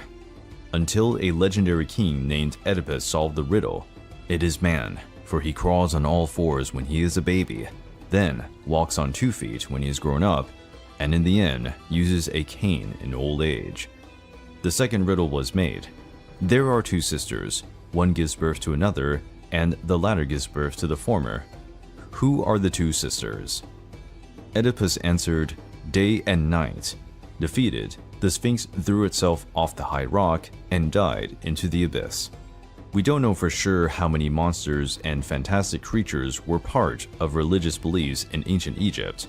Many stories have been lost in the sands of time, or have not been fully deciphered, but the legacy of Egyptian culture and mythology still fascinates people all over the world. Three things immediately spring to mind when we think of ancient Egypt: pyramids, pharaohs, and mummies. For millennia, the Egyptian civilization and its mummies have enthralled mankind. But why and how did they mummify people? We will answer this and other questions in detail in today's video. Death in Egyptian civilization was not seen as the end of existence, but as a transition to a new way of life. This deep-seated belief in the afterlife influenced many aspects of Egyptian culture, particularly the practices related to preparing for death. Death was as crucial a stage of existence for the Egyptians as life itself. They believed that how they prepared for death determined their afterlife experience.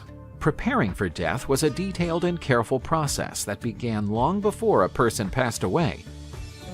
The Egyptians not only concentrated on living a righteous life to secure a favorable place in the afterlife, but also spent time and resources preparing their burials. This included acquiring funerary items, ordering sarcophagi, and building tombs. The funerary items were carefully chosen, as they would be used in the afterlife. They ranged from personal objects to treasured items such as jewelry and amulets. The tombs, which were often more elaborate than the houses themselves, were seen as the eternal dwelling place and were built with great care and detail. One's morality and actions during life were considered of the utmost importance, as it was believed that these would be judged in the afterlife. The Book of the Dead, a guide to the afterlife, provided formulas and instructions that the Egyptians followed to make sure they had a safe transition and a good afterlife. The belief in life after death and mummification rituals has its foundation in the myth of the god Osiris. He was the first mummy, and his myth gave the mythological and religious foundation for all the other mummies to come. However, when the death of the person was announced, the body was taken to the so-called ibet, or embalming house. This was a sacred place where mummification rituals were performed, one of the most fascinating and iconic aspects of ancient Egyptian civilization, reflecting the belief in the afterlife and the need to preserve the body for eternity. The Egyptians thought that it was essential for them to preserve the physical body if they wanted to achieve life after death. They viewed the body as the dwelling place of the soul and the life force, which regularly returned to it. Preserving the body was crucial for the continued existence of the soul after death. The process of mummification was intricate and elaborate, having developed over millennia. The first mummification methods used natural dehydration in the desert, and there is evidence that they date back to before 3500 BC. With time, the Egyptians improved their embalming techniques for even better preservation. We will now dissect this process of mummification in detail. The first real stage in mummification was to cleanse the body with water from the River Nile. This was considered sacred and purifying water. Next, the internal organs were removed. The brain was pulled out through the nostrils with special hooks. The abdominal organs, stomach, intestines, lungs, and liver, were taken out through an incision on the left side of the body. The heart, considered to be the seat of intelligence and emotion, was usually left in the body. After the removal of the organs, the body was covered and filled with a natural salt called natron, intended to dehydrate and preserve the body. This process lasted around 40 days. Once the organs were removed, they were treated separately, dehydrated with natron and wrapped. They were put in canopic jars to be buried with the dead person. Once dehydrated, the body was cleaned and wrapped in hundreds of meters of linen strips. While it was being bandaged, ointments and resins were applied to help preserve it. Amulets and objects of religious significance were frequently placed between the bandages. Following the bandaging, final rites were performed to ready the deceased for the afterlife. The practitioners behind the mummification were highly specialized, many of whom were also priests and carried out rites during the process. A death mask, often an idyllic representation of the deceased, was then placed over the deceased's face. The mummified body was then transported to one or more sarcophagi, lavishly decorated with texts and images. Eventually, the sarcophagus was laid in the sealed tomb. One of the last steps before the deceased's final resting place was the opening of the mouth ceremony, an essential funerary ritual performed to reinstate the sensory and functional capabilities of the deceased in the afterlife. This ceremony was key to making sure that the deceased could breathe, eat, see, and move in the afterlife. A series of rituals and incantations were performed during this ceremony by a priest, often a son of the deceased. He would use special instruments to touch the mummy's or statue's mouth, symbolizing the restoration of the ability to speak and eat. Offerings of food and goods were placed in the tomb for use in the afterlife. The ancient Egyptian tombs were intricate constructions filled with meaning, designed to be the eternal dwelling place of the dead, especially the pharaohs and nobles. They were sophisticated constructions with elaborate artwork and were built long before the person's death. Nobles were granted grand funerals full of honors and rituals, usually only 70 days after their death, as this was the time necessary for the entire mummification process to take place. Once the body was finally buried, would the spirit have access to the afterlife? Tombs were often built on the west bank of the Nile, facing the living cities, as the west was associated with the underworld. On the inside, many tombs had chambers and corridors adorned with hieroglyphics and scenes from the life of the deceased and religious texts. The tomb walls often displayed paintings and bas-reliefs depicting the deceased taking part in a range of activities, as well as scenes portraying life in the afterlife. These also included texts and magical formulas to help with the journey after death. The Egyptians thought that the dead would need material objects in the afterlife. This included furniture, jewelry, food, clothing, and household items. These objects were often of immense value to the pharaohs and nobles. Tiny figures, called ushabtis, were inserted into the tombs. It was believed that they would act as servants in the afterlife, performing physical tasks for the deceased. Amulets, statuettes of gods, and magical texts were added to protect the deceased from dangers in the netherworld. Some dead were interred with versions of the Book of the Dead, a set of spells that guided and protected the soul in the afterlife. As soon as the body and possessions were inside, the tomb was sealed. The final burial rites were carried out to ensure safe passage to the afterlife. The Egyptians thought that the human being was comprised of several parts: the body, the Ka, which can be translated as life force, the Ba, the personality, the name, the shadow, and the Ak, the immortal form. Death was viewed as a temporary transition in which these distinct parts separated.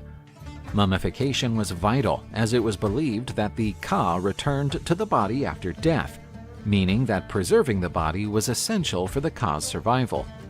Following death, it was believed that the Ba and Ka would reunite to form the Ak. To do so, the deceased had to set off on a hazardous journey to the afterlife, facing challenges and monsters. A key element of the afterlife belief was the trial before Osiris, the god of the underworld. First, however, the heart of the deceased was to be weighed against the feather of Ma'at's truth. If their heart was light, they could continue their existence in the afterlife. If it was heavy, they would be devoured by the demon Ammit. If they were tried successfully, the dead arrived at the Field of Reeds, a peaceful and abundant haven, like Egypt, but without suffering or sickness. The living took an active role in worshiping the dead, making offerings and prayers to support the spirits of their loved ones. Unlike what many think, the Egyptians did not believe in reincarnation and the return of the spirit to the mummified body. Egyptian culture focused on preserving the body through mummification to help the soul continue to live in the afterlife. This continued afterlife was more a form of spiritual immortality than reincarnation, in the sense of being born again into a new body on earth. The concept of reincarnation as a cycle of birth, death, and rebirth in different physical forms was not part of Egyptian religious cosmology. Mummification in ancient Egypt was not just a simple funerary practice, but a crucial element of the Egyptian belief in an afterlife, reflecting a profound devotion to the soul's immortality. The Egyptians expressed their quest for eternity through mummification, ensuring that the dead were honored, protected, and made ready for eternal existence. If you enjoyed this video, please like it and comment on what other topics about ancient Egypt you would like to see here on the channel. See you in the next video!